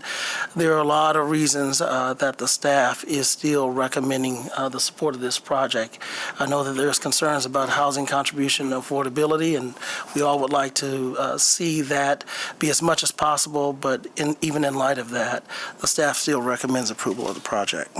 All right, thank you, City Manager. All right, I'll start. Looks like Commissioner O'Connor. I think I'll start with my First Ward colleagues, since this is located in the First Ward, and I know they've been actively involved and engaged in this for quite some time. So, Commissioner O'Connor? Yeah, thank you, Mayor, and thank you, Mr. Renero, for the presentation and for the development team to be here today. I'm excited to vote yes on this project. I know that there's been a lot of conversation about, how this project came to light and what a transformational brownfield is and how the tools work. And, having had the privilege to serve for 9 years in Grand Rapids and do a variety of economic development projects where they've been supported through various tax incentive programs, through tax abatements, through enterprise zones. I think at the end of the day, the one thing that always stands out to me is we are an income tax funded community. And, last 2 weeks ago, we met and talked about, our budget outlook for next year. And while I will no longer be on the dais, the number at the top of the page was $115 million in general fund revenue that we use. And as a general fund or an income tax funded city, those are flexible dollars. Those are the dollars that this commission and this administration gets to decide how to spend to do good things in our community. And looking at the estimate for year one at about $2.2 million, that that equates to just shy of 2% of our city income tax funding could be added to the budget. And those are dollars that you all get to decide how to spend to do the most good in Grand Rapids. And if you look at the incentive and how it gets paid back to the developer, those are state income tax dollars. And this was a state set up program that the state is making the choice to say we're willing to give up our state income tax, which those dollars don't flow back into our community outside of state funding allocations or some minimal revenue sharing, which we fight for scraps every year on. And so I think it's imperative to look at how do we as a community and as a commission leverage our dollars to the best of our ability in a project like this that not only contributes to income tax, right? Like I think we talk about the riverfront, we've talked about that. It's finally coming online to remove the dams, and this provides this critical public infrastructure along the river, which will be maintained for the public good with a significant investment by the developer to bring those to have a public use. And I'm really glad that you presented the slides that showed that this is essentially creating zero, positive impact on the city. My past life as a real estate appraiser, you always look at a project and say, what is the highest and best use of that piece of real estate? And parking cars on a riverfront is not the highest and best use of that piece of real estate. But the idea that we can put a transformational project here that creates housing, that creates jobs, that brings in city income tax is, I think, paramount to the success of what we're doing. And as I've said, since we set up the Affordable Housing Fund some 8 years ago, we need a consistent stream of revenue and a corpus from which to operate. And this provides, for the next number of years, a steady stream of income into that. And we have to get to a place that this isn't the only stream of income that goes into that Affordable Housing Fund. We're going to talk about pilots later today. That is one funding mechanism we set up to add incremental additions to that fund. And like all projects, whether it's this transformational brownfield or an affordable housing project or somebody wanting to just build a single unit in our community, it's a layer of financing that has to happen in order to see those projects come to light. And so I just looked at this as another layer of the onion that we're peeling back to try to figure out how do we solve these problems. And I think I've always been proud in Grand Rapids when we do things like this, that projects happen.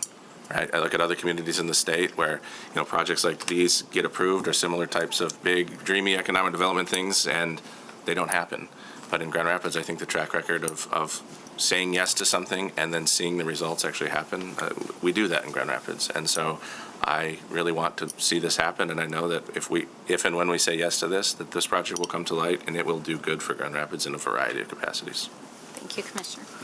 Commissioner Robbins, and then I'll turn to Commissioner. Yeah, thanks, Mayor. And just echoing everything my colleague said, I know we'll miss his real estate technical expertise around this table in the coming years for sure. But just wanted to add to, I mean, this isn't the first time we've seen this transformational brownfield plan used in the city. I know our Factory Yards project too is a great example of how we can use resources from the state to create large-scale housing that incorporates affordability, mixed use, and thus is used to uplift, businesses in the community and things of that nature too. So I think I've said, quite a few things around this dais in public hearings and in previous meetings about this proposal in particular and my support for it. I hear, some people asking specifically about the affordable housing contribution piece. I think City Manager summed that up pretty well and just highlighting, looking at the project holistically, there is just so much investment going into our community from the riverfront redevelopment. There are, commitments to supporting our local businesses and subcontractors to make the project happen. I think about denser parking for more amenities that we might have downtown, such as our amphitheater and soccer stadium project. I think that's a huge asset to people. So I'm still supportive of this project. I think it's doing a lot of good for our community. It's, no single project can make every single person happy in every way, and I wish that weren't the case, but that's just the reality sometimes. So I just appreciate the staff's hard work in trying to communicate all the various moving parts and intricacies of how something like this works, but I too look forward to supporting it. I'll turn to Commissioner Sassi, who serves on our Brownfield Authority and has for a number of years, and then I'll turn down here to Commissioner Knight. Thank you, Mayor. Thanks, Ms. Ranero, and for your comments as well. City Manager, I think, Ms. Ranero, we're lucky to have some of that experience of really being that economic development professional and being able to look at these projects on the individual basis, how it fits into the different economic development tools, and what are the overall goals of the city, right? And so I think first and foremost, and this has been talked about exhaustively, but I think this is something that I've brought up either on the dais, individually with colleagues, and even at our Brownfield Authority. And I do see Jeff Edwards, our chair of the Brownfield Authority, and so I did want to recognize you and thank you for being here. And just a recognition that how these projects move through time. I think at one of the last meetings, we talked about the timeline, 2019, 2 years ago, what goes into this? What are the economic conditions that might exist in the tools that are able to make something like this happen? And I appreciated your comments about, it is that Brownfield TIF and what is the Brownfield intended to do? And I think at the core of it, we know that affordable housing has been at the forefront of all of our minds, at the city's minds, and how do we utilize the right tools for the right different projects? And we can also think about all the other things that we need to do. That's not going to change here on this day. So I appreciate that. I also appreciate the work that Deputy City Manager Behrens and our City Manager Washington worked on, because it is, talking about what do we want to do on a budgetary standpoint, doing those mid-year reviews, and taking that, that desire of the commission. I think I said it to one group, there's not one person on this body, or I believe in any of the offices, executive and to all the levels, who also want to continue to see affordable housing. And so to me, this is about this larger strategic vision of what we hope to have in our community. So appreciate the comments and the work. I know there has been engagement on the MLBE spend, and I know we see that in our Brownfield Authority, right? This is what the goal is, and there's a lot of different nuances that could impact that. The availability of the labor force, we have a lot of projects that are going on right now in our community, but to increase that, I think, is appreciated, and hopefully let's, I think, what's always aspirational? What are some things that can come up? I think one of the things that I brought up in our Brownfield or another economic development meeting is capital constraint on some of these MLBs a concern? How do we work with that in our funding community here in Grand Rapids? I think we have a huge opportunity to recognize that, because sometimes it is that cash flow piece.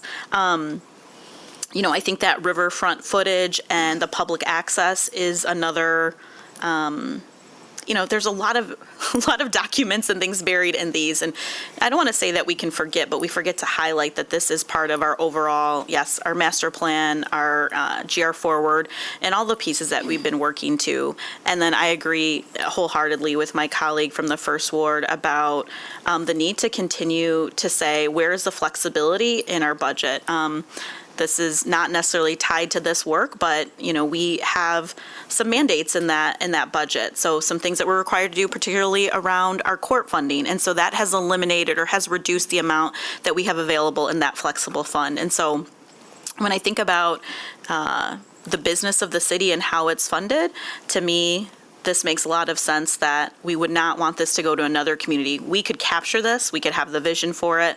We can say in all of our economic development projects, there are checks and balances, as you know, and different pieces that need to be shared before things are reimbursed. And so that doesn't go away with this project. I also think the last thing that I'll mention is the continued connectivity to the other transformational project at Factory Yards, and a real nice connectivity to a part of the city that probably hasn't been connected in. And so it'll, I think, make it easier and won't seem like it's so far away.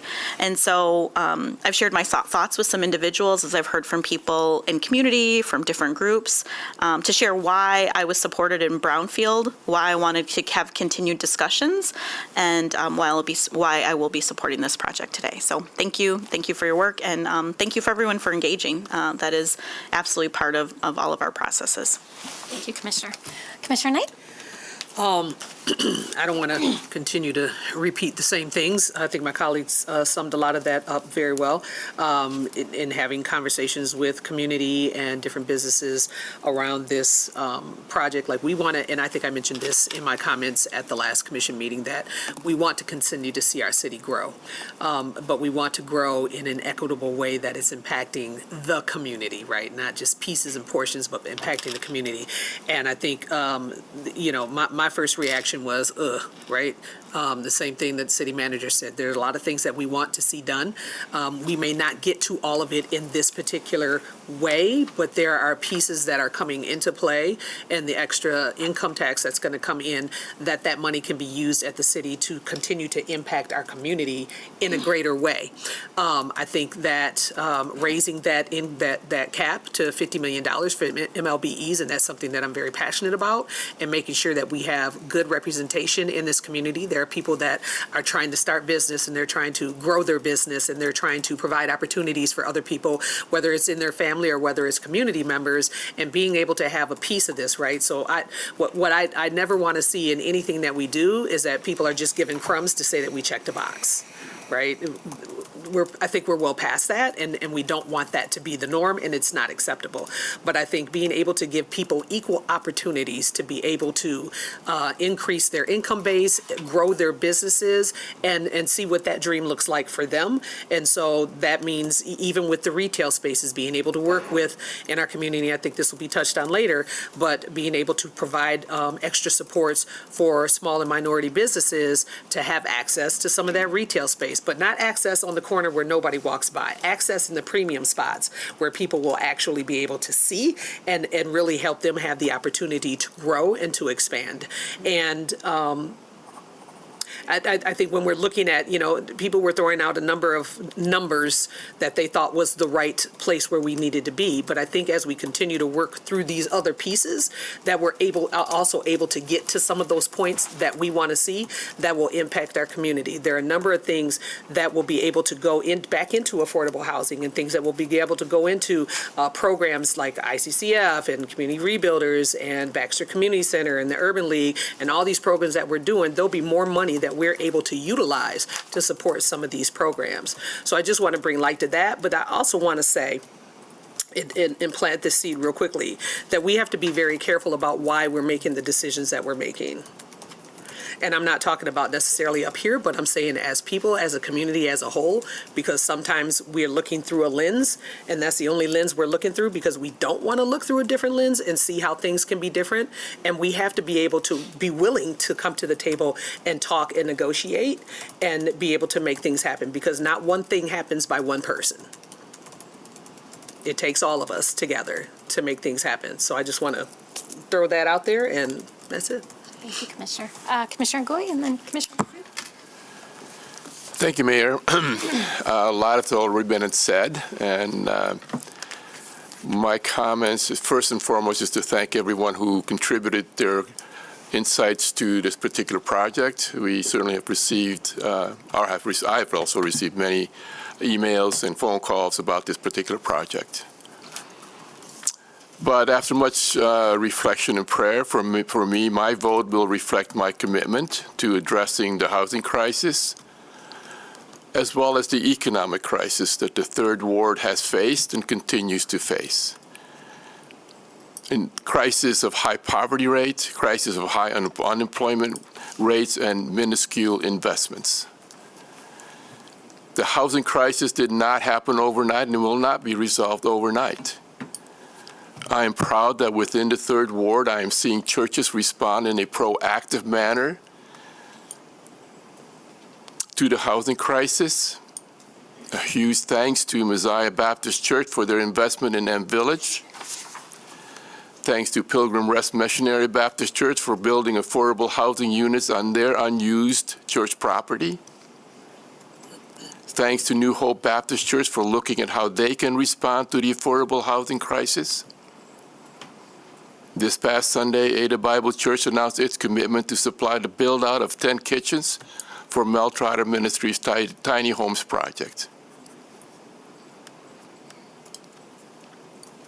The housing crisis, again, did not start yesterday or a year ago, and it will not be solved in that short period of time. But I have hope, and I'm confident that we as a community, as we as a city, with the institutions and with the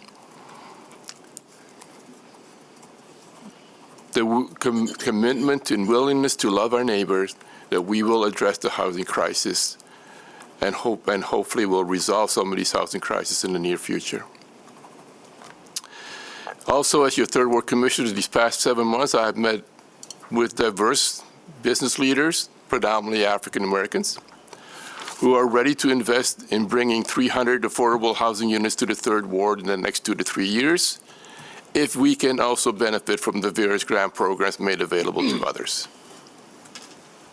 But my vote is also based on the opportunity for the minority and women-owned businesses in this community to participate in a 50, and I'm hoping it's a 50 plus, because I know that in the previous 31 million was a goal that the developers have said is that they hope to also increase as they continue on with this project, and I hope that that is the same for their commitment to the $50 million now, that it too will grow if capacity allows them to grow and increase the participation of minority business and women-owned businesses as well. I believe that we can reach more than $50 million, but it also will require then a commitment to increase the building of capacity, that we use existing organizations and institutions in this community to help build that capacity, to train new workers, to give resources necessary for existing small business owners to be able to participate in such a large project. I hope, and I don't know for sure, but I'm hoping that the bonding issue will not be a deterrent for small businesses to not be able to participate in this project. I think that for me, the $50 million opportunity is a great opportunity for growing small businesses in this community, and especially minority and women-owned businesses. So my vote will be yes. All right. Thank you, Commissioner. Commissioner Perdue? Yes, thank you, and good morning, everyone. So on this project, the proposed development is on extremely valuable land. It's riverfront, in the heart of downtown, in our growing entertainment district, at a time when millions of dollars are being invested to develop our riverfront. And so in exchange for financing the majority of this project with extremely excellent terms, the public is also asking for public benefit. over the course of discussions on this item, there's been 4 specific opportunities shared that might enhance the public benefits offered with this proposed development. One is to increase the contribution to the Affordable Housing Fund in lieu of affordable housing being built on site, ensuring that a significant investment can be made to build much needed affordable housing throughout our city. Secondly, another opportunity for enhancement was to change the payment schedule of that contribution to allow us to build more than 2 or less units a year using those funds. A third, as others have noted, was to ensure that our minority-owned and women-owned businesses have a real opportunity to participate in this project and have life-changing contracts. And so that inclusion plan, increasing that inclusion plan, was another opportunity that was offered. And then lastly, and relatedly, ensuring that this project is connected to the workforce development needs and job needs of our community, and gives folks opportunity that are looking for with the new possibilities associated with this development. Out of all 4 of those options, only one has been pursued, and that has been a 1.1% increase in the inclusion plan. A 1.1% increase in the inclusion plan in one of those 4 opportunities for enhancement. So I do not consider this a good faith effort to have meaningful public benefit associated with the public financing this project on extremely beneficial terms. I am not against this project, but I am unable to ignore the concerns of the people in this community that I swore to do my best to serve. I also don't accept that the residents of this city don't deserve a great deal. We are just as deserving as folks in other communities of ensuring significant, meaningful investments when supporting a project like this. In our project summary that we heard this morning, the project summary and potential did not include how this proposed project fares with others that are around the state and others that we have seen in our city. So today in this committee, I'm voting no on this.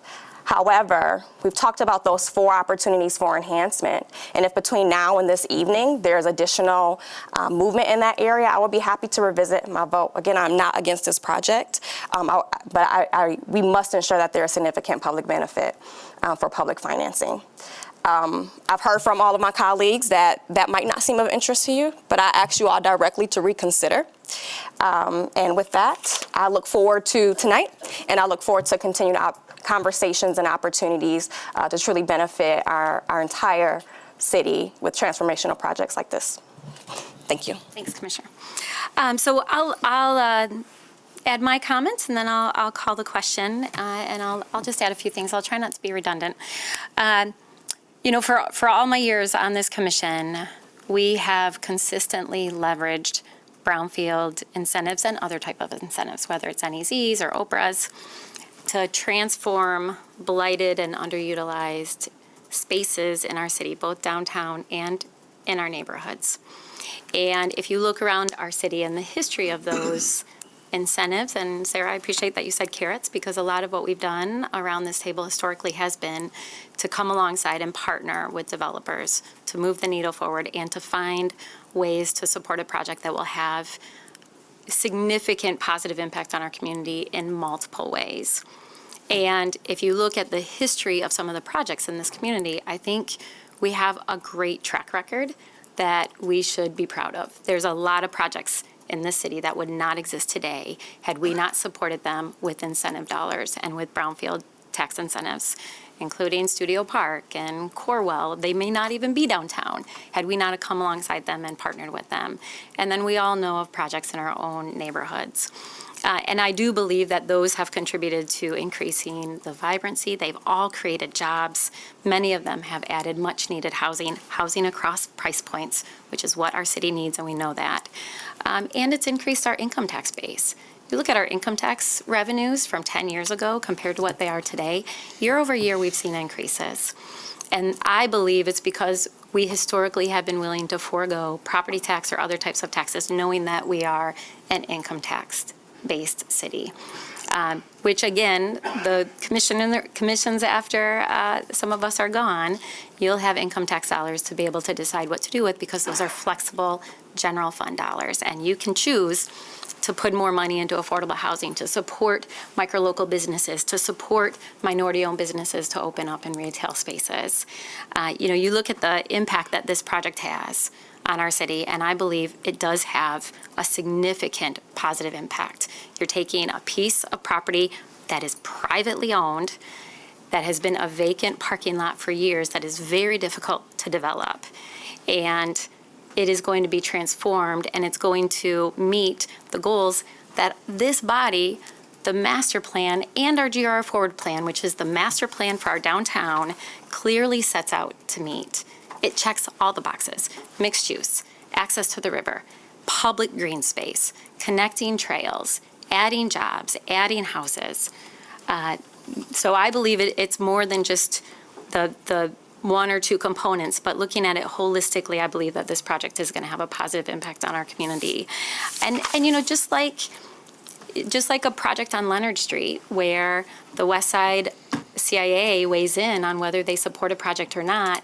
I serve on the DDA. This project came before the Downtown Development Authority. It was supported unanimously for a whole host of reasons. One meaningful one is because it is consistent with our master plan for downtown. And then the DDA made a commitment to work with the developer in the years going forward, once the project is completed, to use our retail grant program to recruit and support women and minority-owned businesses to open up in those retail shops. DDA has a strong track record of doing that. They've given out over 20 grants to minority and women-owned businesses that currently have retail shops downtown. And if you're not familiar with that program, it could range anywhere from $20,000 to $60,000 a year and offset up to 2 years of rent in those spaces to give those small businesses an opportunity to be successful in that space. And the DDA is committed to doing that with this project as well. The one final thing that I think is important, and I know I've heard from a lot of my friends who are active with some of our efforts around climate change and trying to reverse this climate crisis that we're all experiencing. And this project, I know some of those questions were answered, but I just want to highlight again that this will be an environmentally sustainable project as well, with the goal to build up to LEED Silver certification or compatible in the construction level. So for those listening, if you weren't familiar with that aspect of the project, I want to make sure I say it publicly. So with that, I too will be casting my vote yes. For years, I have been supportive of this state incentive, was active in getting the state to increase the cap after seeing the vast majority of transformational brownfields, and those dollars, those state dollars, go to the east side of the state. I worked hard with a number of fellow mayors across the state to make sure that there was more equitable statewide distribution of that incentive, and I'm really glad that our city is finally able to take advantage of this really significant incentive that has been instrumental in other parts of our state. So with that, I will call the question. All those in favor say aye. Aye. Aye. Those opposed? Aye. It carries. All right, Commissioners, next that will take us to our next item. This is a resolution approving the submission of a neighborhood enterprise zone exemption certificate. And this is for the Talbot Bridge LLC located at 648 Bridge Street Northwest. Can I get a motion? So moved. Support. All right, moved and supported. I think you're going to be up here for a while, Ms. Renero, so I'll let you take this one. Yes, this is the infill along Bridge at the former grocery store to put up a new 5-story mixed-use building with 148 residential apartments, an integrated deck, as well as ground floor retail.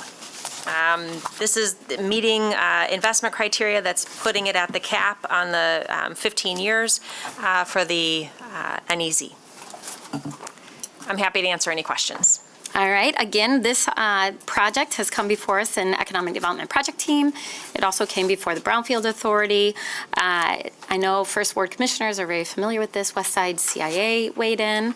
Commissioners, anything to add or any questions to pose? All right, seeing none. All those in favor say aye. Aye. Those opposed? It carries.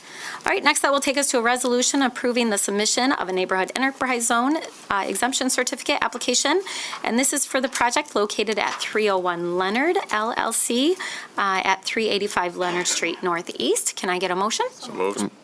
Support. All right, moved and supported. Mr. Nero? Yes, this is for new construction, 5-story, 130,000 square foot mixed-use building with 181 units. Again, meeting the investment criteria for the city as policy to get that top end of the 15-year NEZ. Yeah, great. I know it's those, my second ward colleagues are familiar with this property. It's a great opportunity to add a housing in a growing corridor. Commissioners, any questions or things to add? All right. All those in favor say aye. Aye. Those opposed? It carries.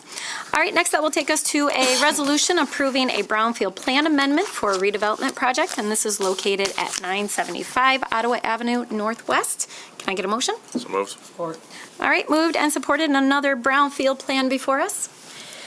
Yes, this is for an existing 45,000 square foot, 2-story building that will be turned into a full-service entertainment facility, anticipated to have a restaurant, event space, and recreation area, including bocce ball courts for those of you that are interested. The other thing to highlight on this one was around the overall subcontractor inclusion aspirational goals of 14%, about $2.1 million in commitment based off the $15 million in construction costs. Great, thank you. Another nice redevelopment project there in North Monroe. Commissioners, any questions or comments? Commissioner? Thank you, Mayor. Thanks, Mr. Nero. Yeah, I agree. I think I remember touring this space before the current owner acquired it a couple of times on some different redevelopments. And so, again, this is going to take, I think, a part of the second warrant that has not been at its greatest and highest best use, and provide some additional amenities, some different entry points from both the north and from core downtown. So I'm excited to see this continue. And Mr. Secchia has been very engaged with the Monroe North Neighborhood Business Association as well, and being an active member since that acquiring of the property. Yeah, thank you. It's really a tremendous building, but it's very large and it needs a lot of work. Commissioners, any other questions or comments? All right, all those in favor say aye. Aye. Those opposed? It carries. All right, next that will take us to a resolution approving a 12-year obsolete property rehabilitation exemption certificate pursuant to PA 146 of 2000. Again, this is for that same project at 975 Ottawa Avenue Northwest. Again, this is kind of a companion with the one we just approved, and it's very common for projects such as this to have multiple components to an incentive plan. Commissioners, can I get a motion? Moved. All right, moved and supported. Any additional questions or comments? All right, all those in favor say aye. Aye. Those opposed? It carries. All right, next that will take us to a resolution approving the Second Amendment and restatement of the Memorandum of Understanding between the City of Grand Rapids, Whitewater, Inc. regarding the funding and participation in the Grand River Lower Reach Restoration Project.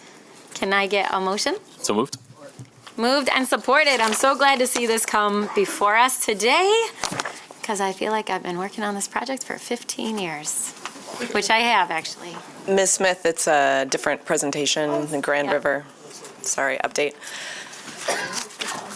So, Madam Mayor, with your okay, I have a brief presentation that actually covers this item and the next item. That would be great. Just seemed like a good opportunity to update the commission and the public on kind of where we are with the Grand River projects. So not to wax too poetic, but the vision for reimagining the Grand River corridor has really been one of persistence. So just both the agreements that are in front of you, item number 1 is really focused on the lower reach reach and getting to the mechanics of actually the in-river work. So that's the area that is boxed in blue there. And then the second item, a memorandum of agreement with Grand Rapids Whitewater, the Great Lakes Fisheries Commission, and the U.S. Fish and Wildlife Services about the upper reach, and that's the area boxed in white. But just to that comment about persistence, the city has had a very long and inclusive process talking about the asset of the Grand River and what it can mean for our community. Obviously, in years past, it was an economic engine of a different type and conveyed a lot of resources through it, a lot of industrial types of resources. And eventually we built up a downtown around it and found the lack of predictability and water levels to be unacceptable, and did lots of things in the river that are demonstrated here in this photograph in terms of changing its nature and protecting against floods. We identified quite some time ago as a community that those dams were no longer really needed for a lot of reasons that are detailed a little bit more on this slide. And that really created an opportunity for a new vision and a new way to orient the community around the river. And so with Grand Rapids Whitewater and a whole host of other stakeholders, a lot of planning, a lot of community engagement, there was this catalytic vision to restore the rapids to the Grand River. And you see that depicted here in some renderings on this photograph.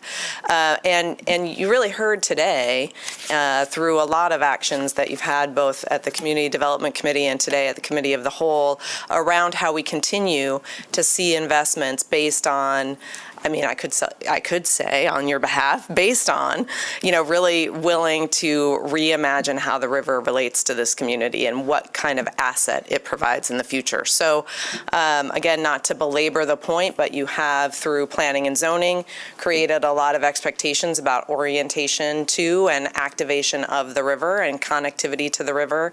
In the Community Development Committee meeting today, there was approval of the Silver Creek Corridor planning effort, and that is a really robust community-facing effort to connect throughout kind of the southeast section of the city up to the river, and think about that trail connection as its own catalytic investment. So how can it connect to community? How can it unlock more local investment in and along that corridor itself? So again, kind of enhancing and expanding the vision of how the river relates to the full community. And then today, obviously, a transformational brownfield proposal on the river, and two other transformational brownfield projects have been approved by this body that really are connecting to the river. So there is a trail component of the factory yards that will connect that project to the river, and there is a trail component of the amphitheater development as well. And so since 2023, we have been working with Grand Rapids Whitewater to get the lower reach project itself designed and permitted. We've been doing that under sort of an informal framework that we collectively worked with also the state permitting agencies to articulate what our objectives were. So that was to remove the low-head dams, to restore habitat, to restore the look and feel of the rapids, and to create safer and more inclusive access along some of the beds areas. And so that informal work, we have gotten to a point of submitting a permit on a redesign. I just want to click through these quickly because we haven't been able to share a lot of this detail with the full commission and public. So what you see in front of you in the next 4 slides are just some design details of that lower reach project that are currently under review by state and federal agencies. But it allows you to see how we're restoring some of that look and feel of the rapids in particular. And the photographs just give you a sense of what we will see once this project is constructed. So just again, highlighting some of those features in the design. And we worked quite closely with State Department of Natural Resources and Eagle on this. And that permit is under review, and we expect to see that permit action very shortly. The lower reach benefits, again, will remove some of those aging low-head dams, and really sort of the habitat and ecological benefits of the river will be restored and allow us to see a lot more recreational opportunities in that area and a pleasant experience for all of the redevelopment along the corridor. The Upper Reach project, remember, that's back at the in the white boxed area of the river, and that is from essentially 6th Street Dam upstream. That is a project that is also under conceptual design now with a number of state and federal agencies and international agencies. The 6th Street Dam, forgive me because I'm going to get a lot of the science very basic. A lot of complicated science, but this is how I understand it. So the 6th Street Dam, whatever its original purpose was, is now really acting as a sea lamprey barrier. Sea lamprey is an invasive species. It is not supposed to be in the the Great Lakes watershed. It is in the Great Lakes watershed, but the 6th Street Dam keeps them from going further upstream into spawning habitat, and that is important from an ecological standpoint. Great Lakes Fisheries Commission is essentially in charge in the Great Lakes watershed, so that's United States and Canada, for doing a number of things, including sea lamprey control. So they are at the table with us as we consider removing the 6th Street Dam, what needs to happen in order to ensure that there is sea lamprey control, so sea lamprey don't go further upstream than that. In addition to all of the other objectives that we have around restoring habitat, recreation and access, and creating a passable river stretch so that you could go from upstream of 6th Street Dam actually all the way down the river once we remove that 6th Street Dam. So that project is something that we've been collaborating for a number of years on, and now that we have a lower reach design and more certainty around how that hydrology will work, we can sort of redouble the effort in design and alternative review and environmental review of the Upper Reach project, so we can hopefully flow kind of seamlessly into pursuing that project. So that brings me to the two agreements that are on your agenda today. One is the proposed memorandum of understanding with Grand Rapids Whitewater.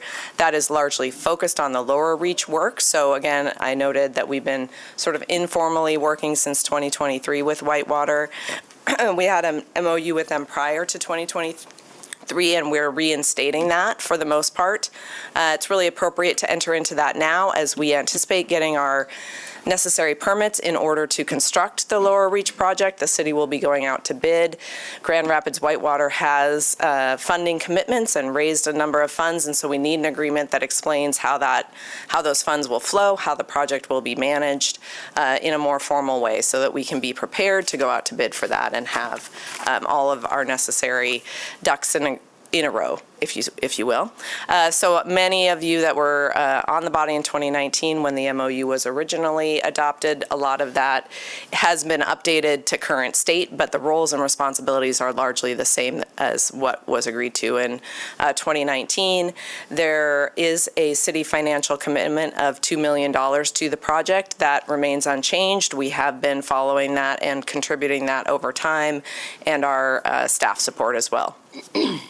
The proposed MOA, Memorandum of Agreement, is focused on the Upper Reach. That's between the city, Grand Rapids Whitewater, Great Lakes Fisheries Commission, and U.S. Fish and Wildlife Service. Again, the original MOA was adopted in 2019. It was focused very much around coordinating for sea lamprey control. It did name a specific type of technology for that sea lamprey control called an adjustable hydraulic structure. Since the time of that original MOA, there have been a variety of different techniques used throughout the Great Lakes area on how to do sea lamprey control. It's not a foregone conclusion that it would be an adjustable hydraulic structure.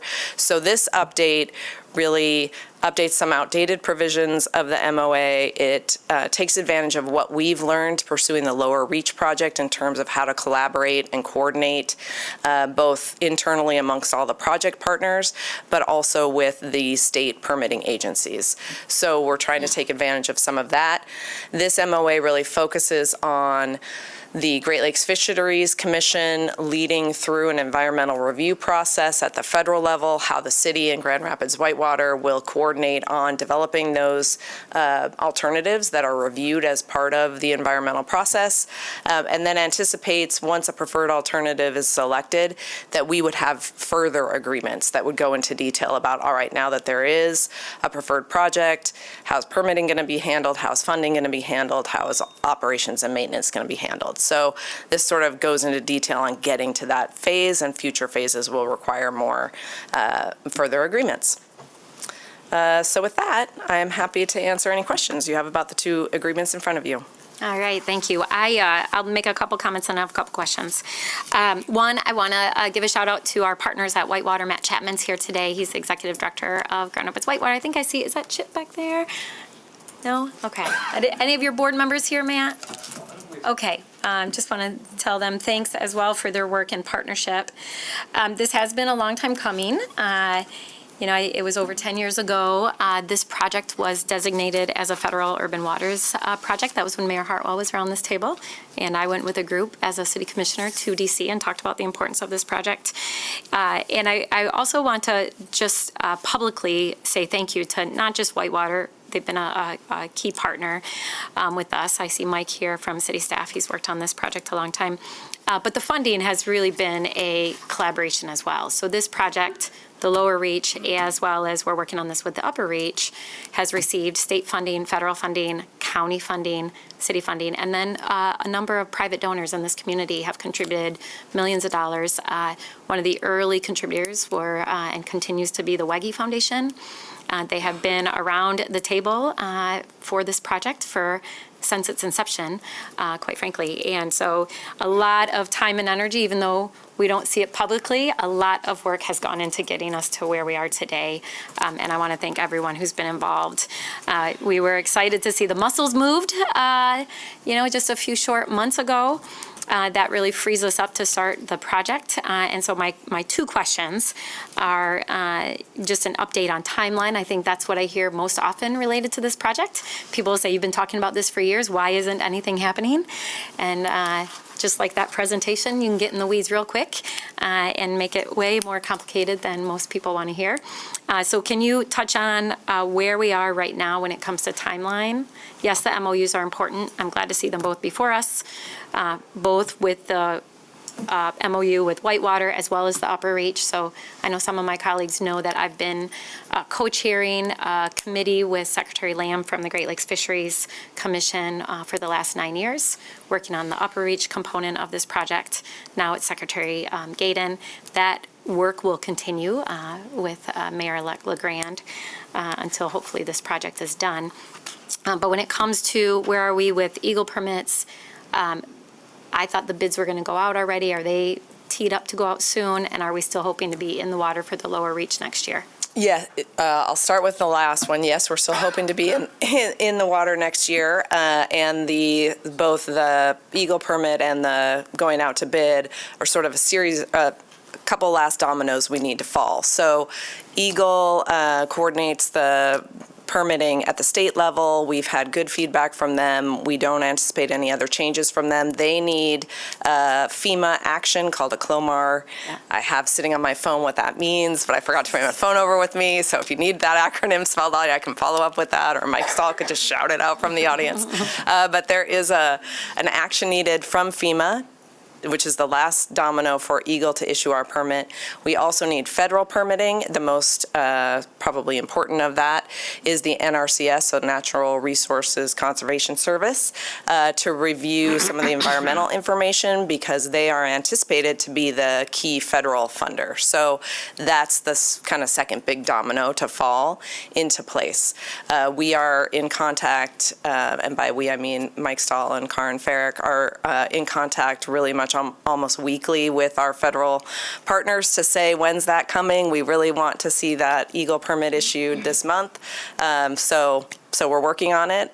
Persistence, I think, is paying off. We had a really good process with our state permitting agencies on the design. And so, again, the technical questions, as we understand it, have all been answered. We're just waiting for those final dominoes to fall. Good. Well, hopefully there's an urgency since there will be a changing of the administration soon. Yes. So hopefully they get this done before then. Commissioners, any questions or comments? Commissioner? Thank you. Thanks for the timeline. And I think, just again, thinking through some of the transition pieces, when was the last time we had a briefing like this? On Whitewater? Yeah. Oof, probably Maybe been a within while. the Okay. last year, I think we came to DPT with some updates on kind of where the design was. Not that it wasn't memorable, Ms. Behrens, but I do think we were just chatting, again, thinking through transition. We have our new colleagues. I don't want to speak for everybody's understanding of the project, but I do think these multiple things are complex. So I'll put that on the little bucket list of, I know probably city attorney, you have some things that you're going to be reviewing with some new colleagues, but I do think this is, again, given some of the changing federal leadership and just knowing the length of time. So just wanted to highlight that. Thanks. Yeah, that's actually a really good idea. Commissioner Goy and then City Manager. Thank you, Mayor. A question that I have is I remember when we first started this whole process, I was invited to participate in the community conversation about how to bring neighborhoods, especially within the third ward, of individuals who've never been to the river.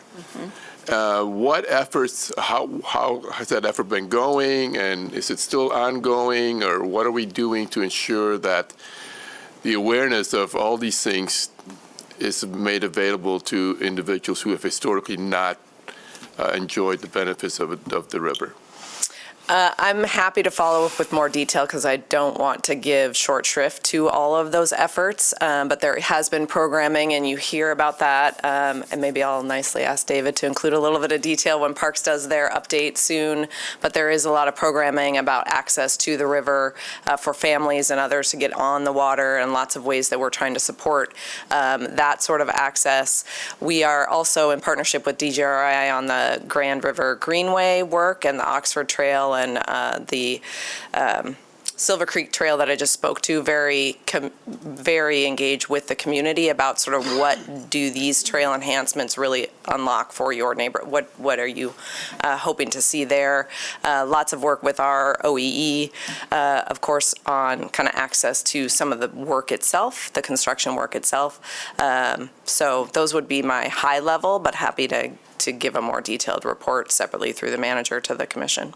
Yeah, there's a lot. That's a great question. There's a lot of work that's been happening in the space, from the work with River for All, Return to the River, the effort we do with GRPS to get students out in kayaks and canoes on the river, and so we can give a good summary of that. It's when we meet for our committee meetings, we get briefed on that, and so we'll make sure that the full commission gets that.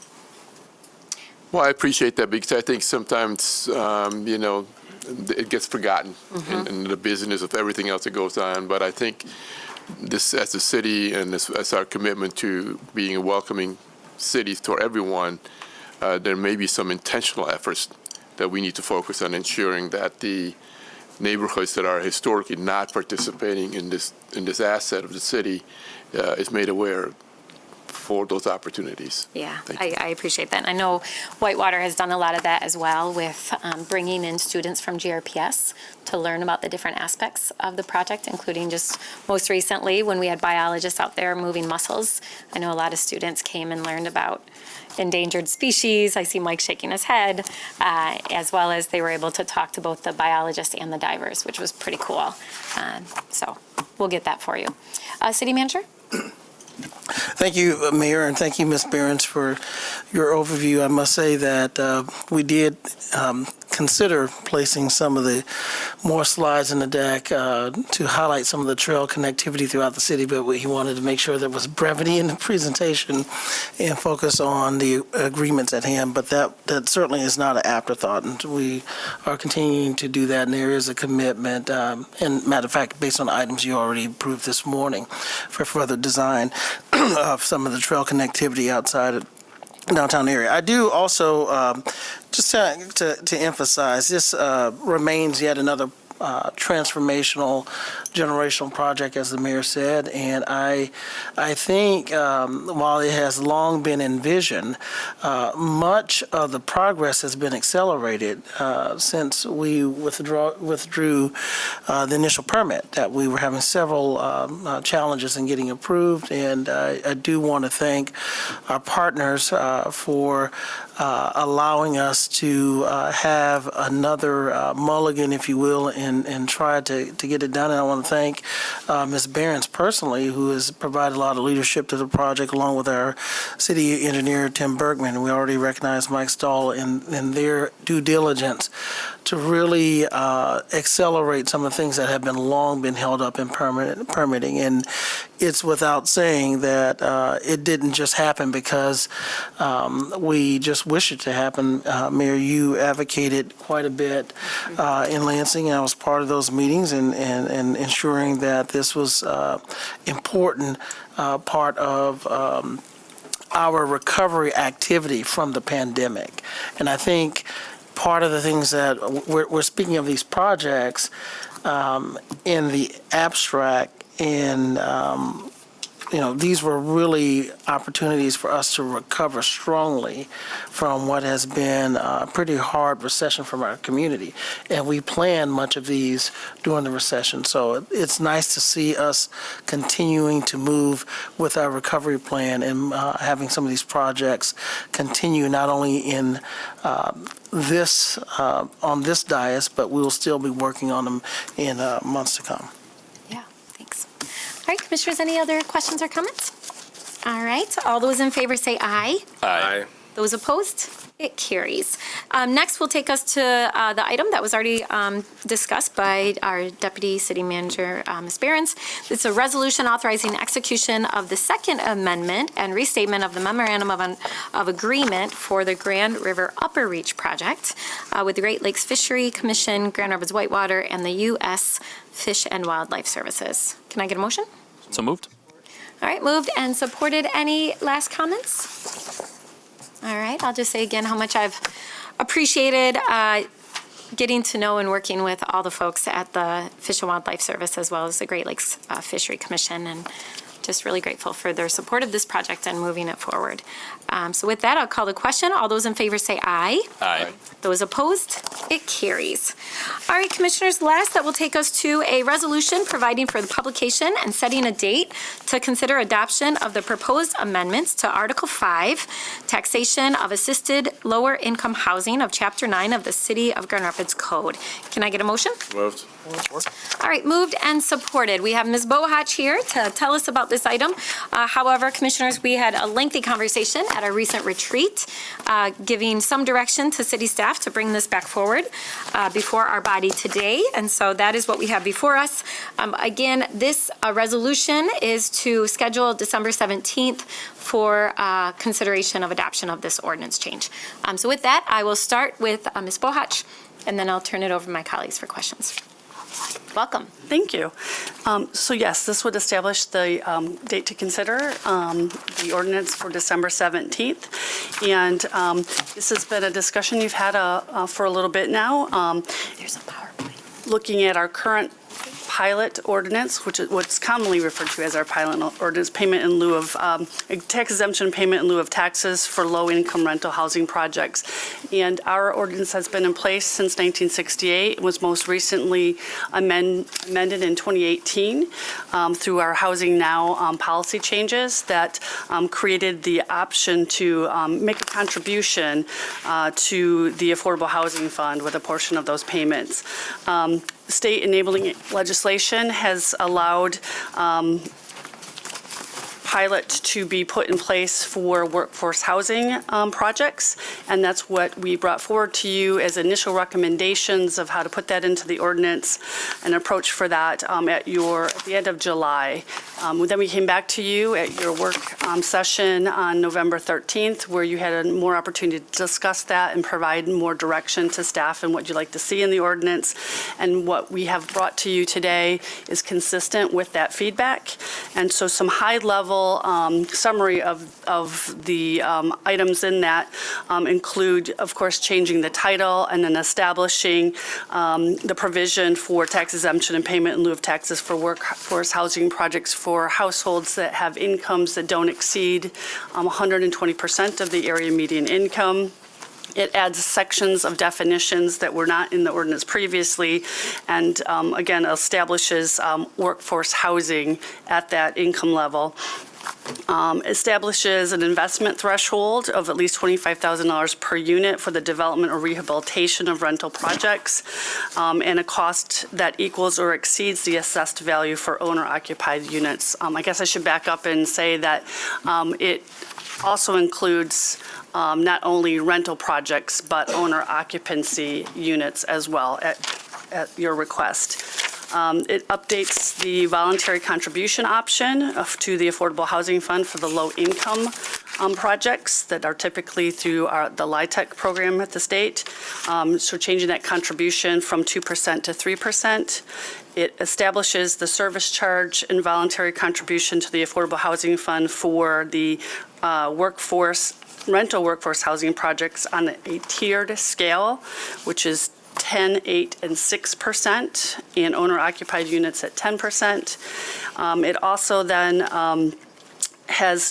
recommends the change of these items being conditionally approved through an administrative process as opposed to bringing each item to the City Commission directly. So again, as Mayor Bliss indicated, your approval today would allow us to bring this forward to you for formal consideration on the 17th, based on your direction today. All right, thank you. All right, I'll open up to my colleagues. Commissioner O'Connor, this has been a priority of yours. You and I advocated in Lansing for this change.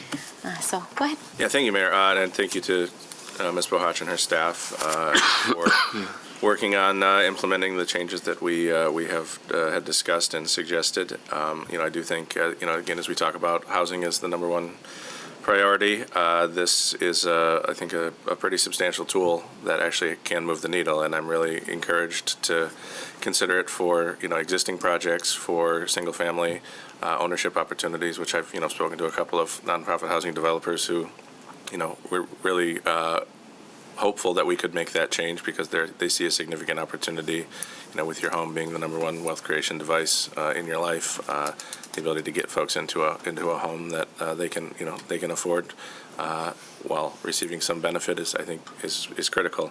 I'm in agreement with 99.5% of the stuff that's in here. I think my only question would be about removing that $25,000 minimum investment threshold. That was something I've spoken to several folks in the nonprofit housing space who are, doing good work, who have properties that are currently being occupied at, AMI thresholds less than, say, 60%, but are having difficulty keeping them, available for those folks in need. And so, there was a suggestion that the removal of that minimum investment threshold would be a way to keep more folks in housing, stable housing for longer.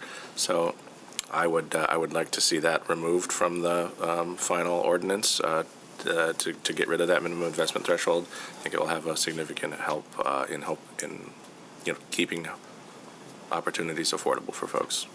Okay, thank you. I'm going to talk about that. I'll see if there's other questions, and then I'll speak to that. So that we can give direction on if we want to bring back on the 17th an amended ordinance. I personally am also supportive of removing that threshold for a couple of reasons. It seems a bit arbitrary, in my opinion, and a barrier. And then also, I think it would prevent this tool to be used for individuals that could take advantage of it, especially if they're committed to keeping their rental property or their housing unit affordable, which is exactly what I think this tool enables us to do. And so I too would support removing that barrier, that requirement. Commissioner? Thank you. Commissioner O'Connor, can you repeat which threshold you're referring to? In section 1.411, under eligible housing projects, there is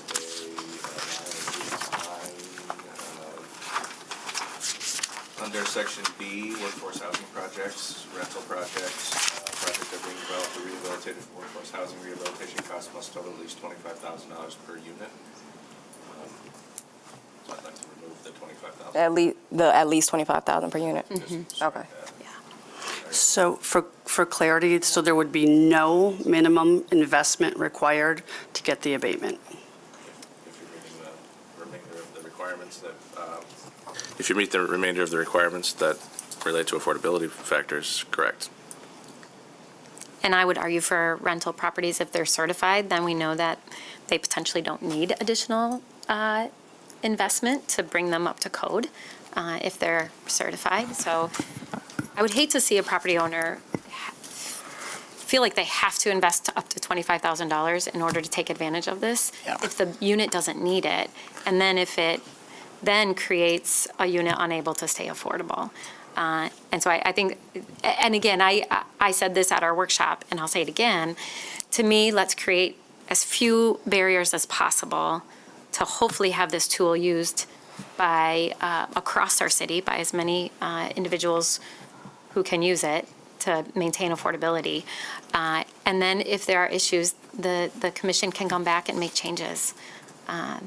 You know, you're always open to revisit something if it's either not doing what you had hoped or there's a problem that comes up that comes to your attention.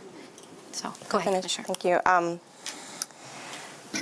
need to think on that, but kind of in that same vein around access, some of the proposed requirements don't seem to align with our intentions around supporting emerging developers. We put some effort into supporting folks with, you know, preset plans and so on and so forth for triplexes and quadruplex 3 and 4 units. And so this proposes that at least 5 rental units be owned by the same entity.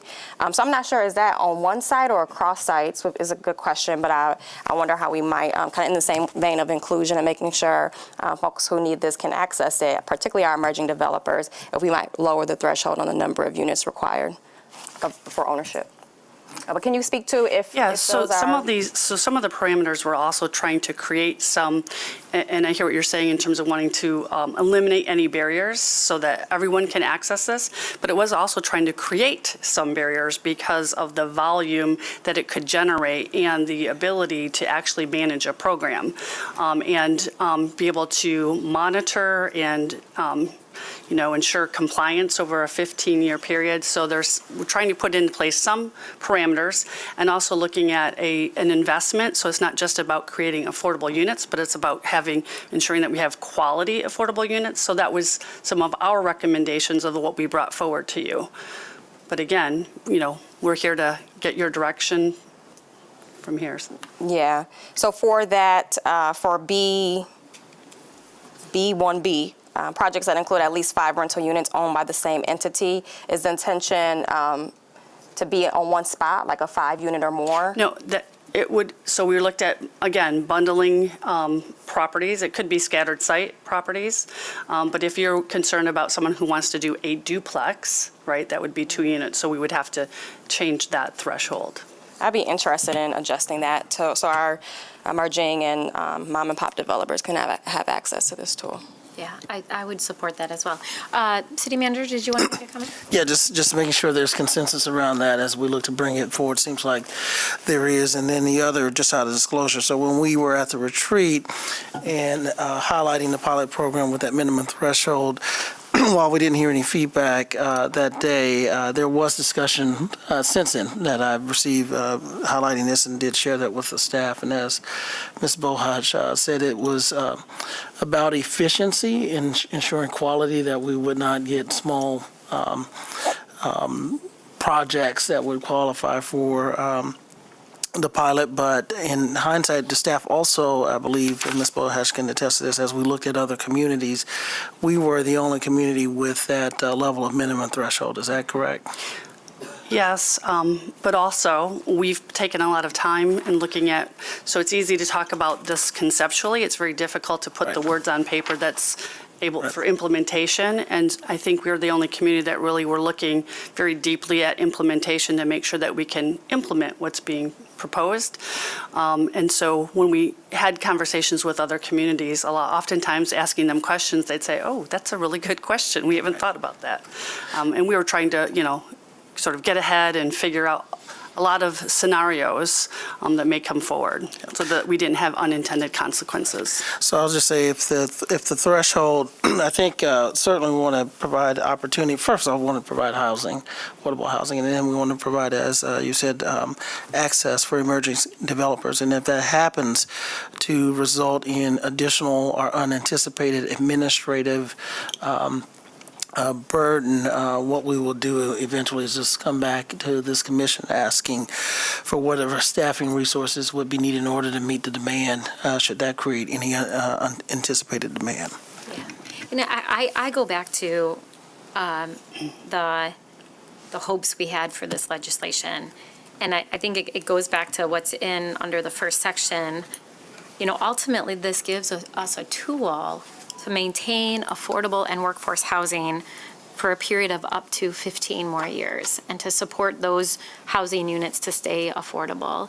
And that, to me, is an important aspect of this tool. And I appreciate and I agree with, let's make it available to duplexes and emerging developers and remove barriers. And again, you know, a year from now, you can assess the impact, and if the commission next year decides to make amendments, they can do that. I mean, I remember years ago being super excited about, you know, passing a local PACE ordinance, and very little came from that, even though it's a great tool.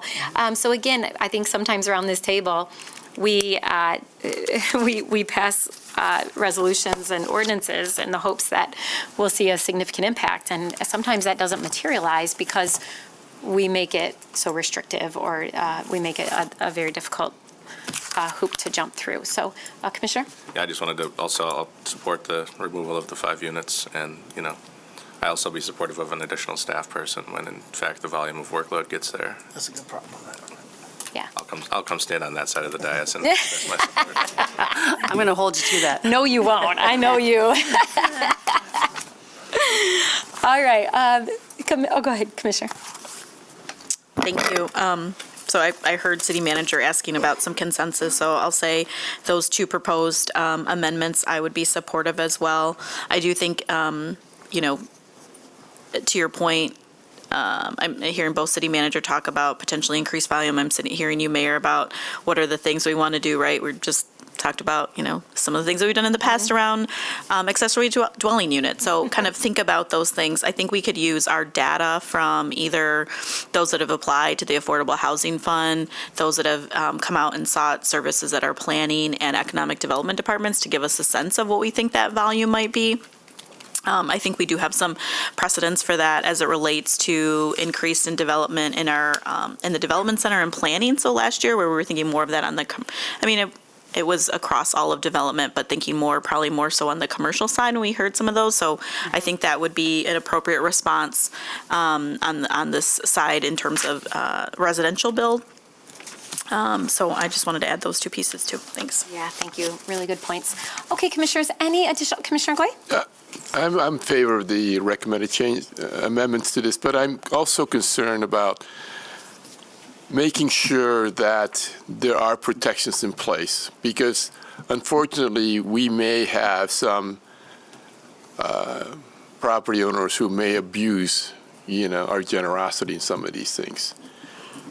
Because sometimes when a tenant is hurt, it's too late. So I don't know what that will look like, but I just want to make sure that the protections are there to ensure that they are not going to be harmed by relaxing some of the things that's been recommended. So we will have a covenant with these properties so that what's required and that the affordability period and all of that would be established and legally binding. And that will be part of the agreement. That's okay. Thank you. Yep. And there's, just to draw your attention to it as well, and I think we just briefly talked about this at our workshop, you know, there are other stakeholders that will be a part of the approval process, including our city assessor, city attorney, obviously city treasurer, and then economic development department. But then also, I know that we talked about having conversations also with the county treasurer. So I trust that once we get an ordinance in place, that we have good teams within the city that will make sure that we have a good process for approval. But then also, I think Ms. Bohatch's team does it better than any when it comes to enforcement and holding individuals or organizations accountable. So I trust that there will be a process put in place to do that. And then hopefully there can be a regular report out to the elected body and the community about the value of this tool and the impact. I believe a tool like this will help prevent displacement and also maintain affordability throughout our city and different neighborhoods if utilized. So I'm excited to see this move forward. All right. Any other questions? So we'll let city staff figure that out, Commissioner. I guess that's my point. That's what we get paid for. That's what they get paid for. They're really good at that. All right. Any other questions or comments? All right. So, City Attorney, should I ask for formal amendments for those two aspects? Yes. Before it comes back? Right. Okay. So, Commissioner O'Connor, do you want to do an amendment to include both of those changes? Yes, Mayor. I would move that we strike the $25,000 per unit minimum investment from Section 1.411, as well as remove the projects that include 5 minimal rental units owned by the same entity from the same section. Okay, great. Do I have a support? I'll support. Support. All right, any additional comments about the proposed amendment? All right, all those in favor of those amendments, say aye. Aye. Okay, those opposed? It carries. And then all those in favor of an amended resolution that will be brought back before us at our next meeting on December 7th, say aye. Aye. Those opposed? It carries. All right, thank you, Commissioners, and thanks to the city team who have worked hard on this. Really glad to see it come back before us and hopefully be in place by January and start to get utilized next year. Thank you. All right, Commissioners, I am next going to call for a motion for executive session. This is a voice count, and we'll do that before we go to the briefings. Can I get a motion to go into executive session to discuss 3 legal opinions? So moved. Support. All right, moved and supported. I'll start down here. Commissioner Perdue? Yes. Commissioner Robbins? Yes. Commissioner Sussy? Yes. Commissioner O'Connor? Yes. Commissioner Knight? Yes. And Commissioner Goy? Yes. And I am a yes. So directly after Cal, we'll go down to the law library on the 6th floor. All right, Commissioners, next we have 2 briefings. One that our Public Safety Committee has talked about at length. So has Commissioner O'Connor. I've been a part of these conversations with our Metro 6 mayors. That's the 6 of us mayors that represent the cities around the city of Grand Rapids. So we meet monthly, and we've talked about this for months now.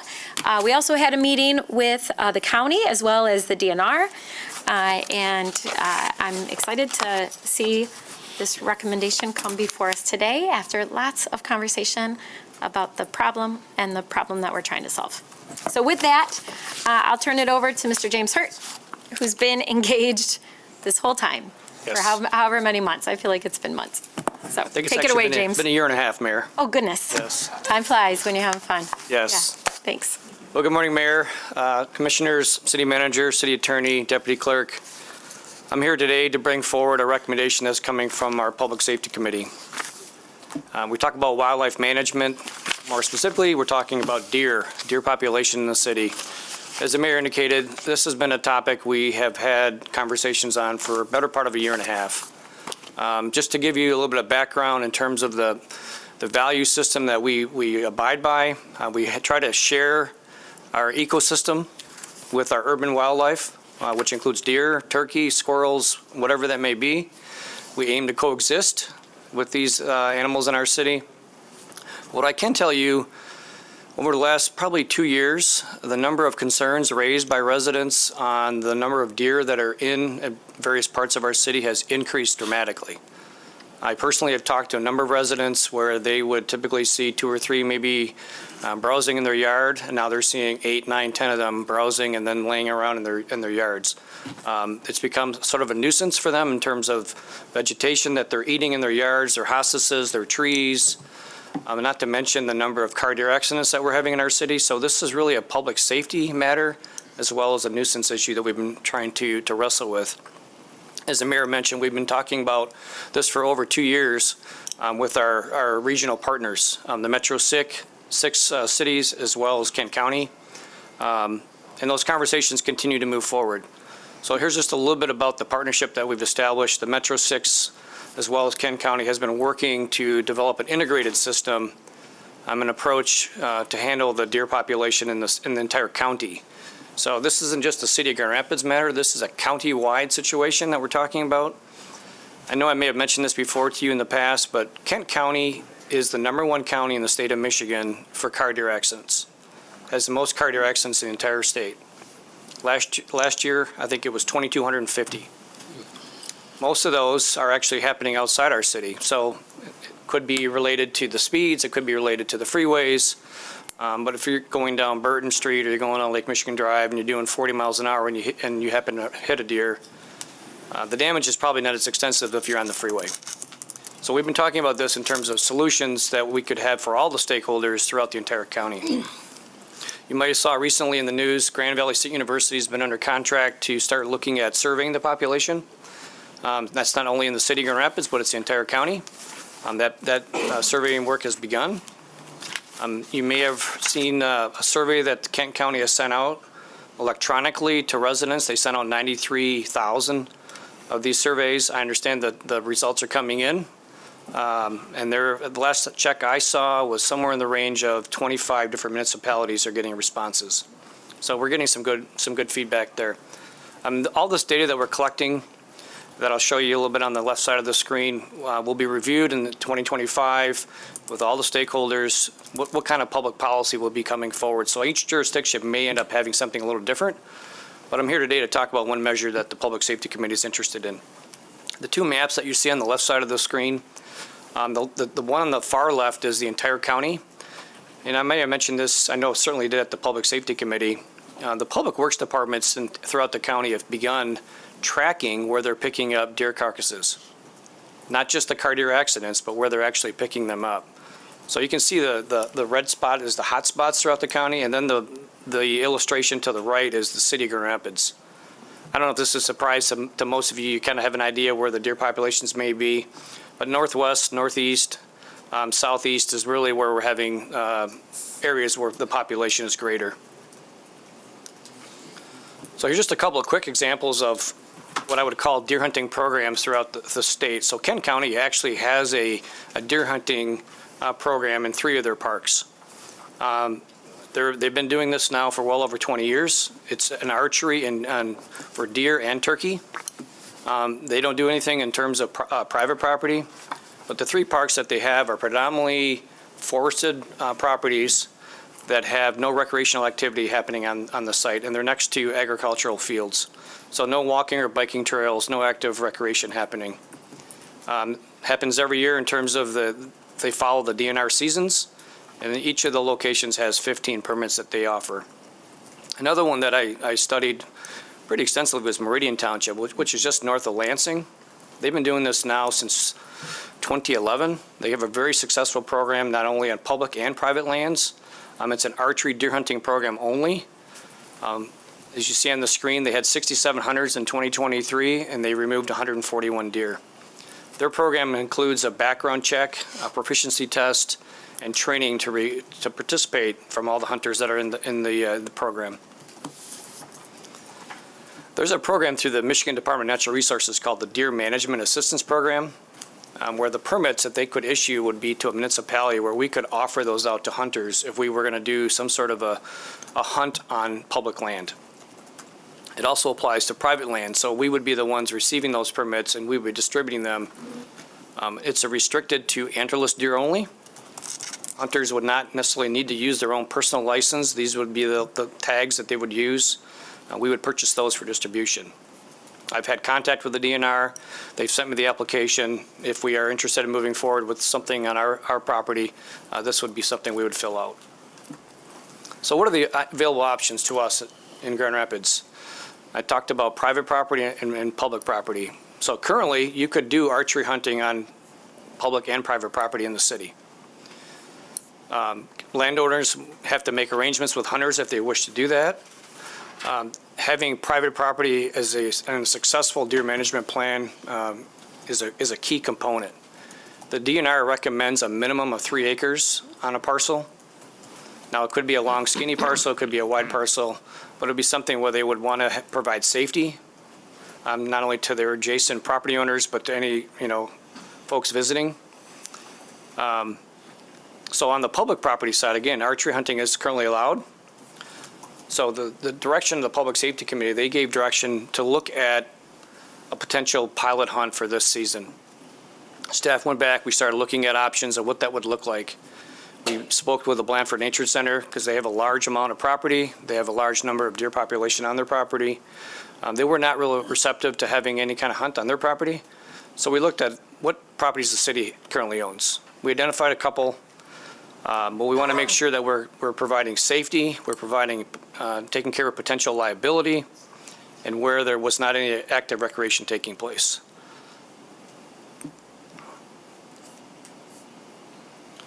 So in terms of a pilot strategy, private property, we would be educating the private landowners on how to provide hunting on their property in a safe manner. Again, I mentioned the 3 acres. We could look at putting together a registry of folks who would allow folks, the hunters, to come onto their properties to help try to handle the deer herd in the city. It does prevent some opportunities depending on the size of the lot, depending on the size of the density of the deer community. City staff is not recommending parks from a public property standpoint that have active use or being programmed. We would look to identify a qualified partner, and I'll talk more about that in a moment, to manage any kind of a pilot hunt that we would establish. Like I said, we did mention, we looked at a number of different properties currently that are designated for, that did not currently have active use. And the one property that we settled on in terms of a recommendation to the Public Safety Committee was a property at 960 Bristol Northwest. It's a 12-acre parcel, and I'll show you here in just a moment. It's off of Bristol. It's got property owners around it. Several of us have walked the property. It's very large grade change. It's very steep in the middle of it. There's a ridge that runs through the middle of it. When we walk through it, clearly there's a significant amount of deer activity on this property, and there's significant deer activity across the street in another parcel that's owned by a private property owner. Again, talking about a pilot strategy, only archery deer hunting. There would not be any firearms allowed. That's not permitted in the city. Deer hunting deer would be the only animal that would be part of the pilot. No baiting, no use of screws or nails or anything going into trees. You could use a ground or an elevated stand as long as you're not putting anything into the tree. All hunters would be required to follow all DNR rules and regulations. Hunters must maintain a 30-yard distance from any property line, 150-yard distance from any building unless the property owner gave them permission.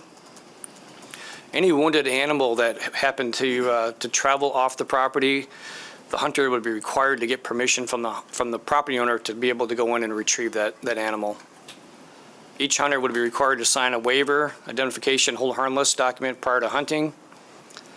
Each hunter would be encouraged to donate the harvest for distribution to the local food bank. And we would reserve the right to change any of these rules as we go along. I talked about a partner earlier. We have had several conversations engaged with the National Deer Association. There's a Michigan chapter. The president actually lives in our area of the Michigan chapter, and they have offered to assist us with a process through their membership. So if we were to move forward with a pilot deer hunt, the membership would come from them. They would vet out their hunters. They would do the background checks. They would provide all the information where we would not necessarily have to do that. If a harvested deer is donated, the hunter would be responsible for coordinating that with the processor and storage and getting it to the local food bank. As we mentioned, the pilot, there is a season that the DNR has on the month of January for antlerless only, January 1st to the 31st.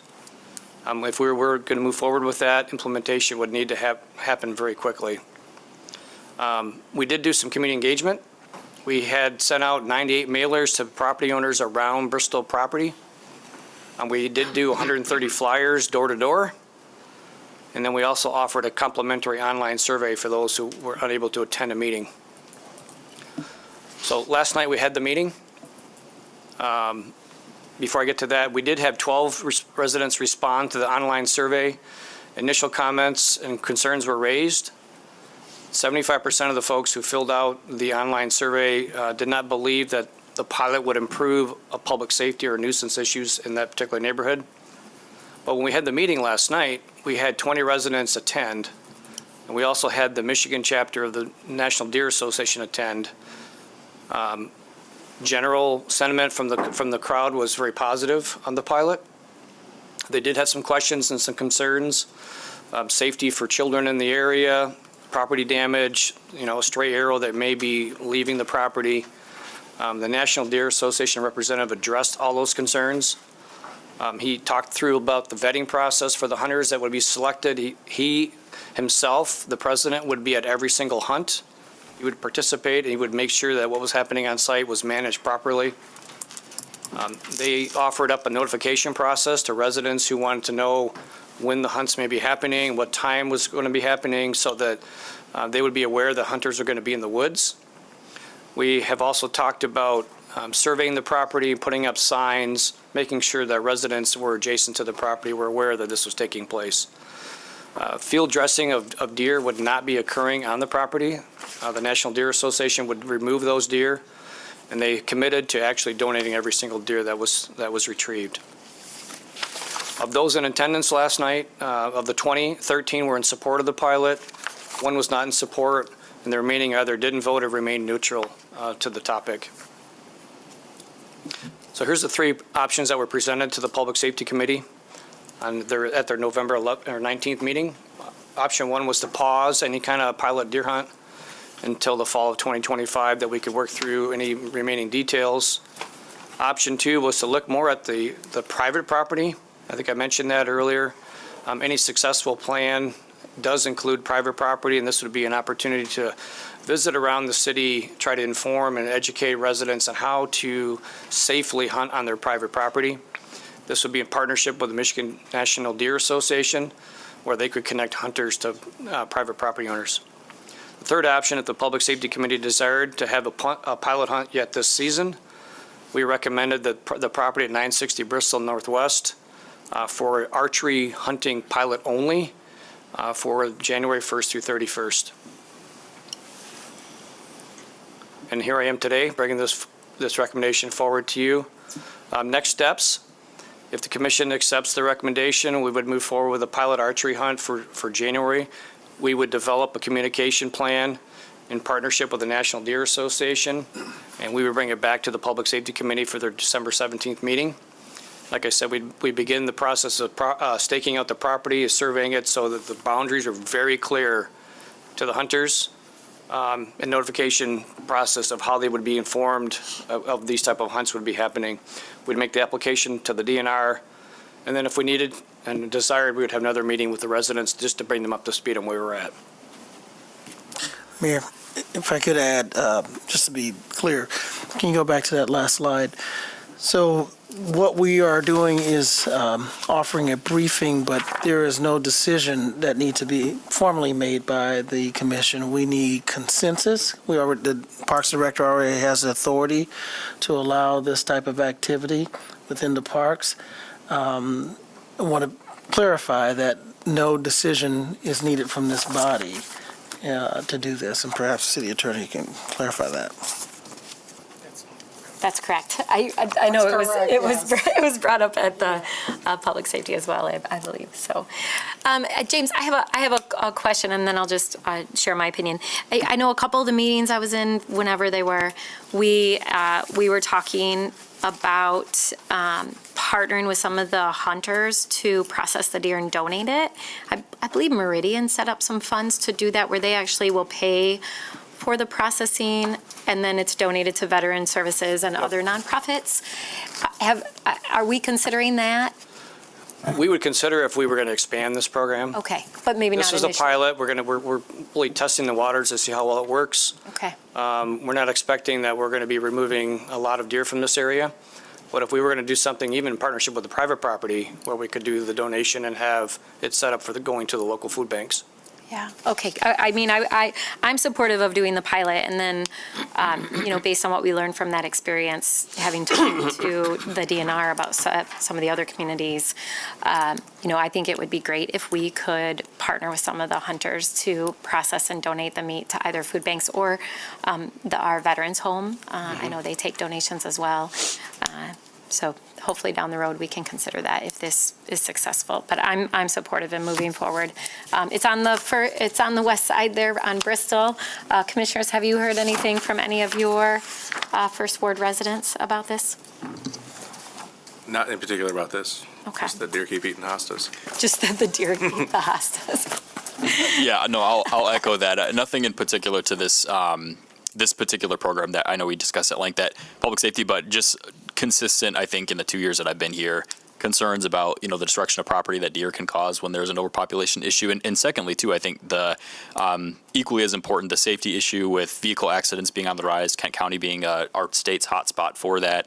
I think it can put a significant financial burden on many families if they get in an accident, on the way to work, and don't necessarily have the funds on hand to quickly get that fixed. So I think that's an implication that I want to make sure doesn't get lost in that too. But no, nothing beyond that. The financial impact was brought up last evening from a couple of the residents.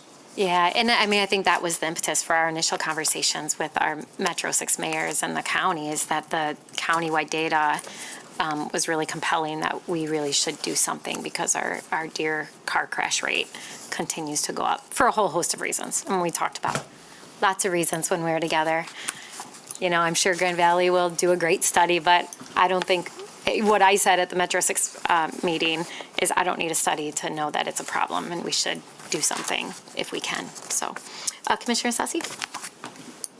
So Commissioner Robbins was pointing out all the hot spots. And we hear the same things, and I drive in the 3rd Ward quite a bit, and right there by the cemetery in McKay Jaycees Park, I always see a lot of them as well. So we hear the stories. I would agree. I appreciate the connection and coordination too with sort of looking at all the entities and the work that Kent County is doing. As somebody who's never hunted before, I would rely on the expertise, and it looks like we've gone to some expertise about safety. I appreciate some of the things around communication so people can be aware. I think we have good communication methods already for like development pieces, so how could we apply this here? I also think, I would be supportive if of a pilot, and I think that's smart to kind of say what are the things that we could do before we go and kind of activate all these other things. And then lastly, I do think while education is, we're really trying to get at what has become more severe and pervasive in the city, but I do think any communications that we share out, we should continue to educate individuals about, you're not supposed to leave out food for that. I don't know. I live in a traditional neighborhood. There's no deer on my street. They're not coming in my backyard. Don't bait the deer. Don't bait the deer. Okay. I didn't know what the language, I grew up in the city, Mayor. So whatever that is, let's be sure to also take the time, if we're going to be communicating with people, to also communicate what are the proactive pieces, even though, again, this is a very specific tool for a very specific issue, but I think that should be part of our general communications. Thanks. Yeah. Good advice. Commissioner? Thank you for this update and recommendations. A few questions. When we use the term hunter, is this amateur hunting? Are we thinking folks who must be registered with the state?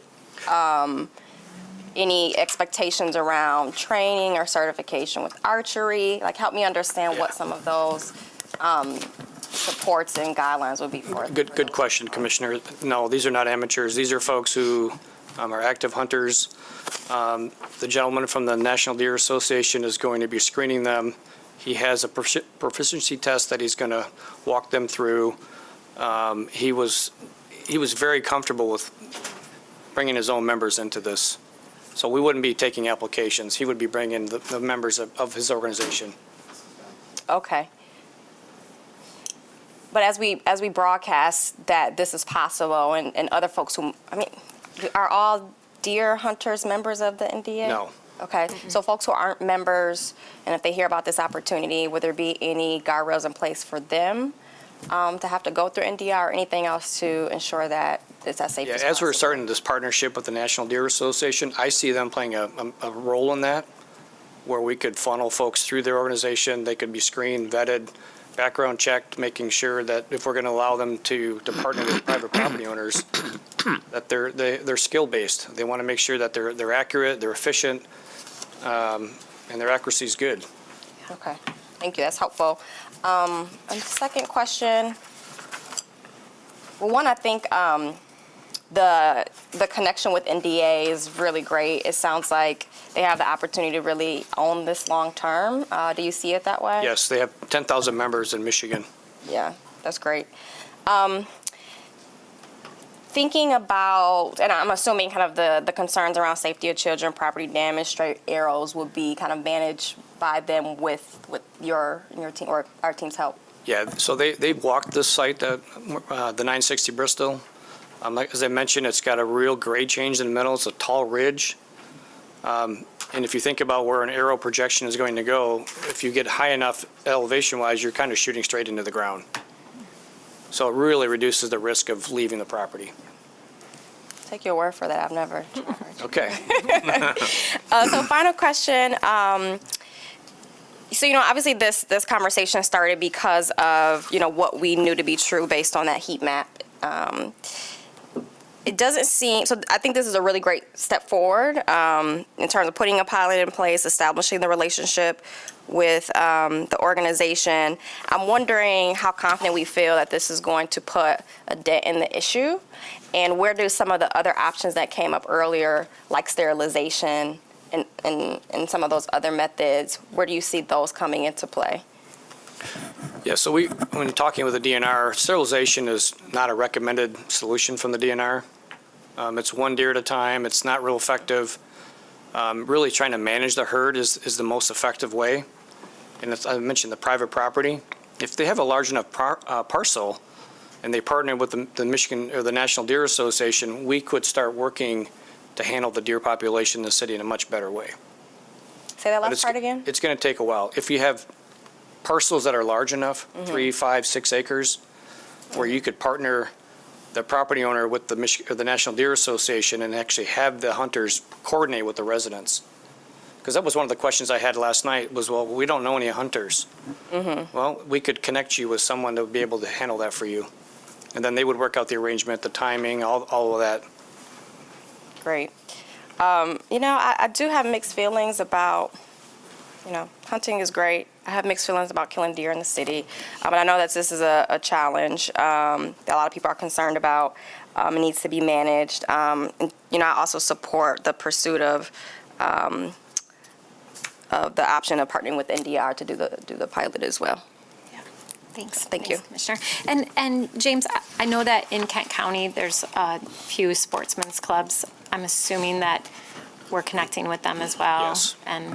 And they're trained, skilled. Some of those are hunters. members of the National Deer Association. I would assume that. Yep. Okay. All right. Any other, Commissioner O'Connor? Yeah, just to Commissioner Perdue's point, I think it's also important to note that the state of Michigan has a requirement that anyone wishing to purchase a hunting license in the state must complete a mandatory hunter safety course before you're allowed to purchase a license, and that's anyone born after 1960. But folks don't have to be registered hunters to participate in this. Yes, they do. What do you mean by registered hunter? I believe the DNR would be giving out permits, and a permit is a license, and so in order to qualify for a license, you must also have completed a hunter safety education. Certification will be required. Like a fishing and hunting license? Yep. Right, so we would expect anyone who would participate in this to be certified? Yes. Okay. Yeah. Thank you. All right. Any other questions? I grew up on venison, so I have 6 brothers who all hunt, and my dad. So it's actually very healthy, lean meat. All right. So is that City Manager James Hurt good enough direction? Yes, Mayor. All right. We'll formally share the update at Public Safety and give the parameters of how we might launch the pilot more specifically. Yes. All right. Thank you. Thank you. Okay, so our last briefing, Commissioners, before we head down to executive session, this is an update on our forestry plan and our forestry work. And another update I'm glad to see move forward. I was thinking back as I read through the PowerPoint how many years ago it was that I sat on the Urban Forestry Management Plan Committee here at the city. I think it was 16 years ago during the Emerald Ash Borer. Our department has come a long way since then. I don't know if you remember, we used to call the person in charge of urban forestry Chainsaw Bob. He liked cutting down the trees more than he liked helping them heal and save them. So we've come a long way, a lot of work by both city staff and community members who continue to serve on the Urban Forestry Committee. And so I'm eager to see this update. And then also this body, as well as prior bodies, have invested a lot of money in trying to better manage and maintain our urban forestry canopy. So with that, our Parks Director, take it away. Good, City Manager? Yeah, and if Mr. Marquardt has anything else to add on the deer topic, since the Parks Department's responsible for that, we're good with deer. he's free to opine on that. We've still have moved a long on. day. Yeah. Good afternoon, Mayor and Commissioners. Thank you for that introduction. We are very pleased to be here today to share this update. You often hear from us about park improvements and park updates that we're making across the system. We're happy to be here today to update you on city forestry efforts. We've made great strides over the last several years to not only increase our urban tree canopy, but also the way in which we care for that urban tree canopy. So I'd like to turn this over to Joe Sulak, our park superintendent, in charge of urban forestry, city cemeteries, and park operations. Great, thank you. Welcome, Joe Sulak, a huge advocate and ambassador. We really appreciate all your work here in the city, especially around forestry. Well, good morning, Mayor. Good morning, Commissioners, City Manager. Wanted to extend my appreciation to be invited to give this presentation. There we go. At Forestry Division, we can describe it as our work. We are focused on maintaining and enhancing the health and value of every city-owned tree in the city, which is numbering around 95,000 trees at this time.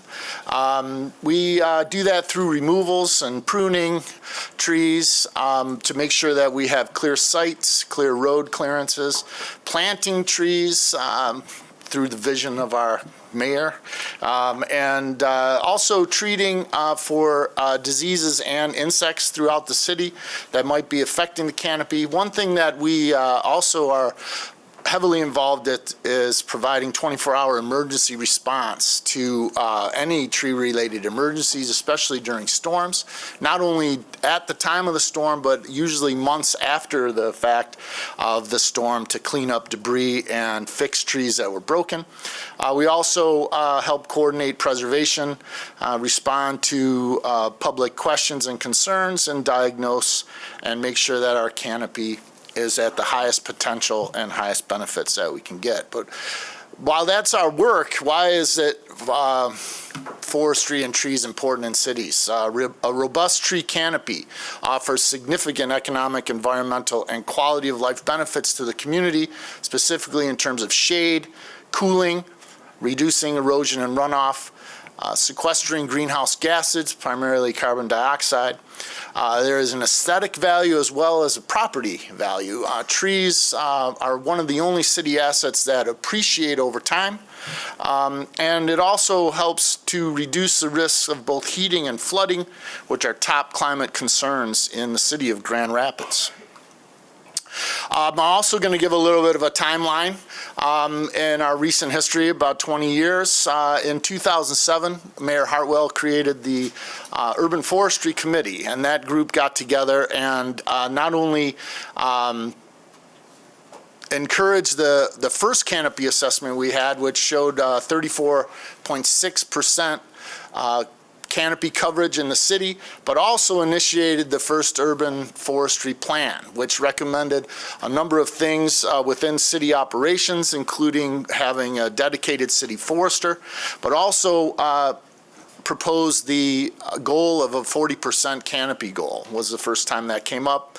In 2012, that 40% canopy goal was adopted by the Green Grand Rapids Plan, and through that effort, there was a considerable amount of advocacy by the Urban Forest Committee in encouraging a second canopy assessment, which showed a slight decrease in our canopy. It's believed that's due mostly to emerald ash borer and the trees that were removed or were killed because of that insect infestation. But during that canopy assessment, a value of $2.6 million per year in environmental and ecosystem benefits are realized by the tree canopy. We also, the commission, Commissioner Kelly was mentioned before, also Commissioner Bliss at the time encouraged budgeting for an inventory of our trees. And at the time, that inventory came back with 86,000 trees, city, street, and park trees, cemetery trees within the city. But like I said, since that time, that number's increased to close to 95,000. in that inventory, trees were identified in 4 categories. Critical, which were trees that had to be addressed at the time of the inventory because of the risk that they imposed. Also priority 1 and priority 2 trees and routine pruning trees. And we'll talk a little bit more about each of those. But those are all, the priorities are all determined by the risk that they pose to public health and safety. Also in 2016, adoption of a revised zoning ordinance that was initiated by the Urban Forest Committee looked at protecting both private and public trees during development, specifically tied to LUD's permits. Because it's not only about planting trees, but it's also protecting the trees that are here that will help preserve the canopy and actually allow it to increase. 2017 and 2018, after the inventory is done, we realized that there were close to 1,500 priority 1 removals that were recommended, 1,400 priority 1 prunes, and 1,200 stumps that were throughout the city. And this commission came together and approved funding to initiate a private and public partnership to address those trees. And in a year and a half time, using 13 different contractors and in-house city crews, we were able to accomplish that goal and get all of those trees done. At that same time, a revised tree ordinance was adopted by this commission, which clarified and documented protection of city-owned trees, the public trees, and also provided for a provision for a tree manual, which I'm going to talk about in a little bit, and that'll be coming back to this commission in a couple weeks. 2019, at the end of the priority 1 project, it was so successful that we decided to embark on a sustainability plan for the forestry division. It was a multi-year plan.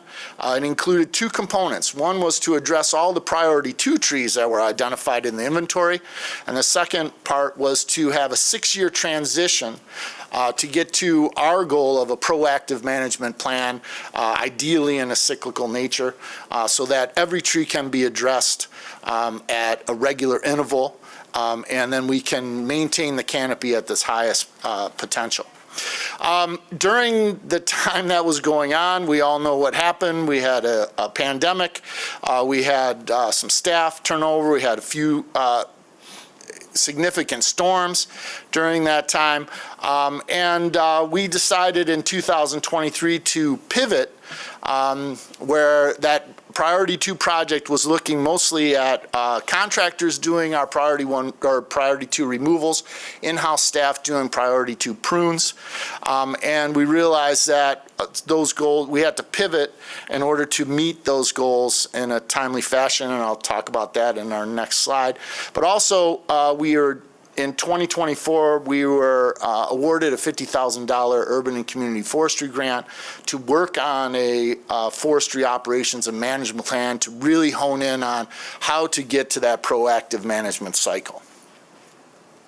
So today I'm just going to talk about that priority 2 project, how the progress is going on that, the operations and management plan that is underway, and then also the tree manual and standard of practice, the components, that's a piece of that tree ordinance that we talked about, developed by the Urban Forest Committee and outside partners, particularly above and underground utility companies that we work with in the city, and its administrative document. So in terms of the priority 2 project, what you see here is over 8,000 trees identified as priority 2 prunes at the time of the inventory. Over 3,000 priority 2 removals were identified. And as trees, we all know trees grow, and things that are identified at a certain time, if they're not addressed, they can progress to a higher risk level. And when we looked at the work completion from 2018 to 2023, realized that the priority 2 removals were on track at about 80% of those being done, but the priority 2 prunes were falling behind about a 32%. And so the balance that we had at the end of June of 23, was about 6,000 prunes that still need to be done. That's where the pivot took place and where we switched the focus to now contractors are focusing on doing the pruning, and in-house crews are focused on doing removals and storm response and other specific and specialty work that needs to be done citywide. Since that time, that was actually, we had budgeted amount in our contract line item to address this pivot, and since that time, we've actually completed over 2,600 prunes. That is an ongoing project. That is, as of today, we are now at about 60% of that project completed. We have about a balance almost 3,400, and we're expecting that we're going to be able to get that done during calendar year 26. The push is this year. This commission approved a $500,000 increase to the forestry budget to address these concerns this year, and now we have $1.1 million in our contract line item to address this, and we believe we're going to be really close to the 3,400 number probably by the end of this fiscal year currently. But we're going to see, just to be safe, I said we're going to go to 26. So, but you can see that we are actively working with contractors and in-house to accomplish the goals that we need to do to get to a proactive system. And speaking of that, all of this work is actually reactive. We are reacting to a situation that was identified in the inventory. And like I said earlier, to address the sustainability portion of the plan that we started in 2018, we were awarded a $50,000 grant from the Michigan Urban and Community Forestry Council. We have hired a consultant, the Davie Resource Group, a national organization that does this type of work, and we're working on a national comparison to look at staff to canopy ratio, what kind of equipment we're using and how to be most effective in that, and really how to get to that proactive management routine, and also an analysis to create sustainable budgeting scenarios to support this work that's needed. As far as the Grand Rapids tree ordinance, this was passed to recognize the urban forest and tree canopy as a significant public infrastructure asset. Specifically looks at the public trees and intending to preserve, maintain, enhance, and increase the urban tree canopy. And in that, it establishes the rules and regulations known as the Tree Manual and Standards of Practice, in which the city manager is authorized to make necessary rules and regulations to carry out the purposes of the tree ordinance.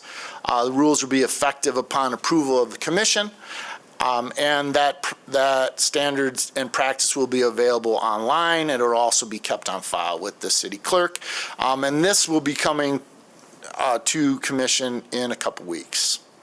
That manual contains a number of chapters. So whether it's tree permits to do any work on trees, permits to plant and establish trees, how to go about pruning. There's actually pruning that is allowed, clearance pruning on small limbs and that by the public. Components of removals, pest management. There's a comprehensive section on utility, vegetation management, and how we approach utility pruning with contractors within the city. We have a high coordination and notification network that we are using currently based on this, and we meet regularly with above and below ground utilities to talk about their work and the impact on trees. We also have added, this commission added a position for DTE Energy to be on the Urban Forest Committee, as well as Consumers Power.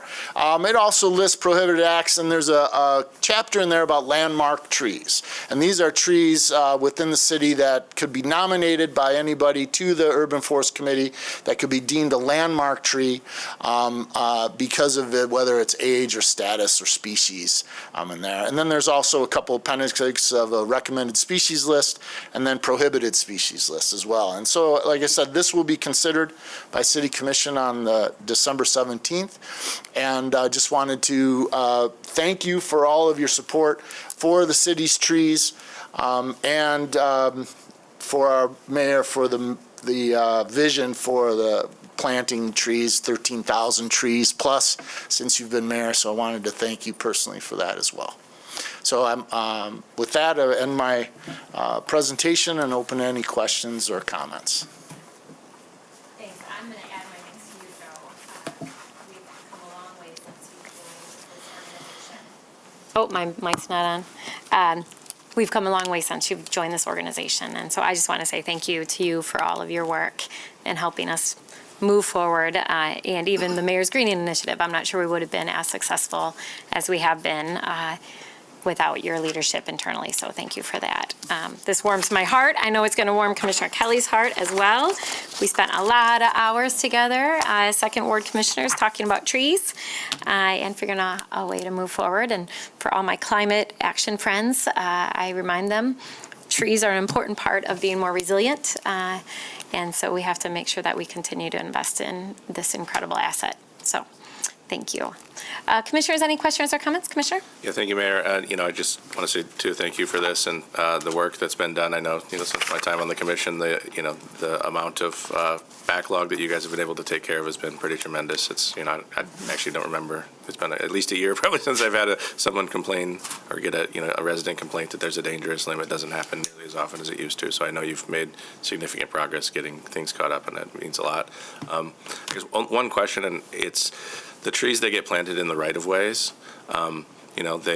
they grow. When Leonard Street got redone a few years ago, you put in some honey locusts that look great, but that oftentimes they get sucker growth that is low. I know that's like, from a safety perspective of a limb falling on a car or a business or a building or a house, that's pretty low priority, but at the same time, I have noticed that some of that sucker growth comes up, and it does create some visual impairments. How is that something that gets handled by the forestry department, or is that something that should be handled by the contractor that put the tree in that's going to give us a warranty that they're going to stay alive? And how do we address that? I have an example in my brain of the corner of Richmond and Quarry where there's this tree that it's hard to turn left, and I just wonder, it's in the right of way. It's not. I don't know that the homeowner's necessarily going to go take care of that, or knows how to take care of that, or wants to take care of that.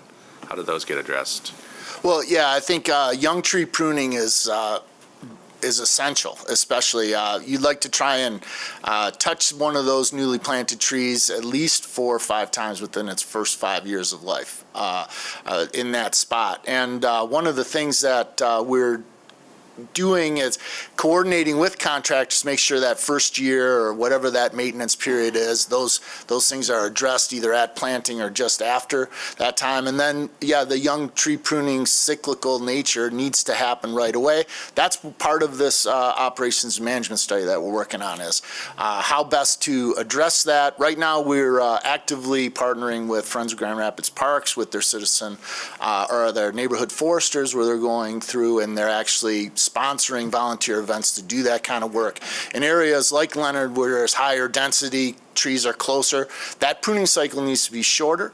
And so we've been making sure that we're not only looking at sucker growth, but also the limbs that are encroaching towards buildings as well, making sure that we try and get in the tree. The thing with, especially in a business zone, is you get trees and they get to a size, until they get tall enough, you get a lot of, it's blocking my sign. I can't, no one can see my business, or they can't see in, or they can't see around a corner. And so trying to get proactive on that is also a goal of ours, to make sure that we have, close to 40,000 young trees that have been planted in the city in the last, 15 to 20 years. Those are the trees that we should be really working on as much as possible, to make sure that the pruning, when they get bigger, is less needed, because they're getting good structure. So we do a lot of that in-house, and we're going to be doing that a lot with partners as well. Yeah, thank you. It's work that never ends, as I say. Yeah. But the right tree in the right place. Keeps us in business. Commissioner? Thank you. Thanks for the presentation. And, in the 5 years, I feel like I've sent a lot of messages to the CFR, and also the response always comes from Joe. So maybe you could see if are you up there in the amount of CFRs that you've completed for this city? I don't know. No, maybe Angela can tell us later. No, but I appreciate, I think, I've kind of been the beneficiary of some of the work that you talked about in the timeline. Certainly in the second ward, we, love our trees. And I think just the activity that we've had around it has made people more aware. So, we were kind of talking about the deer car accidents, why is that? Well, I think the more awareness you have to something, then the more questions that you have and the more, education that people want to have. I appreciate you talking. So thank you for your work. And I appreciate you talking as well about some of the utility contracting pieces, because that's probably one of the bigger questions. I feel like that was in my second year of commission, a lot of questions, which is all that's governed by the Michigan Public Service Commission as well, in terms of kind of the amount that they take when they do the pruning, because we heard that a lot on the north side over those last couple of years. So it's always, I think sometimes people are not sure, what work is being done. So I appreciate that. And then I saw our police chief walk in, and a couple of years ago he pruned a tree that was blocking a stop sign. And so I think the point of a lot of the work that we do, it's not just one department, but how do we, to really what you said, Joe, like how does this go out into other departments and other neighborhoods? And, we've had some good conversations. I know you all have been connected on some of the work that we're doing to redo our bioretention islands in the second ward on Plainfield, and really what is the appropriate, planting. So just appreciate the work, but also the foresight of, where else your knowledge is needed throughout the city. Thank you. Thank you. Yeah, thank you. Yeah, thanks, Chief, for being a volunteer forester. Appreciate that. I can say that because of the love of trees of the citizens of Grand Rapids, is that we have many eyes out on the streets telling us where there's issues, which is helpful, so that we're not always just trying to find it. We know, and we have a lot of interested people in trees in the city, and that it makes it a good place to work as a forester. Yeah, and hopefully that work will continue. I know I was really grateful for Congresswoman Skolton and her advocacy and the $5 million allocation that we received from the federal government to continue our urban canopy work in partnership with Friends of Grand Rapids Park. So hopefully long after some of us are gone from this table, we'll still be continuing to support this great work from our forestry department. Commissioners, any final thoughts as I close this? I think we'll take maybe a 5-minute break before we get to executive session. Are we good with that? Thank you again, Mr. Joe Sulak. Appreciate you. With that, we'll close Committee of the Whole. Let's go take a 5-minute break, grab something to eat if you need it, and then let's meet in the Law Library for 3 items before us today. And then we'll be back here at 7 o'clock for our City Commission meeting tonight. All right? Yeah.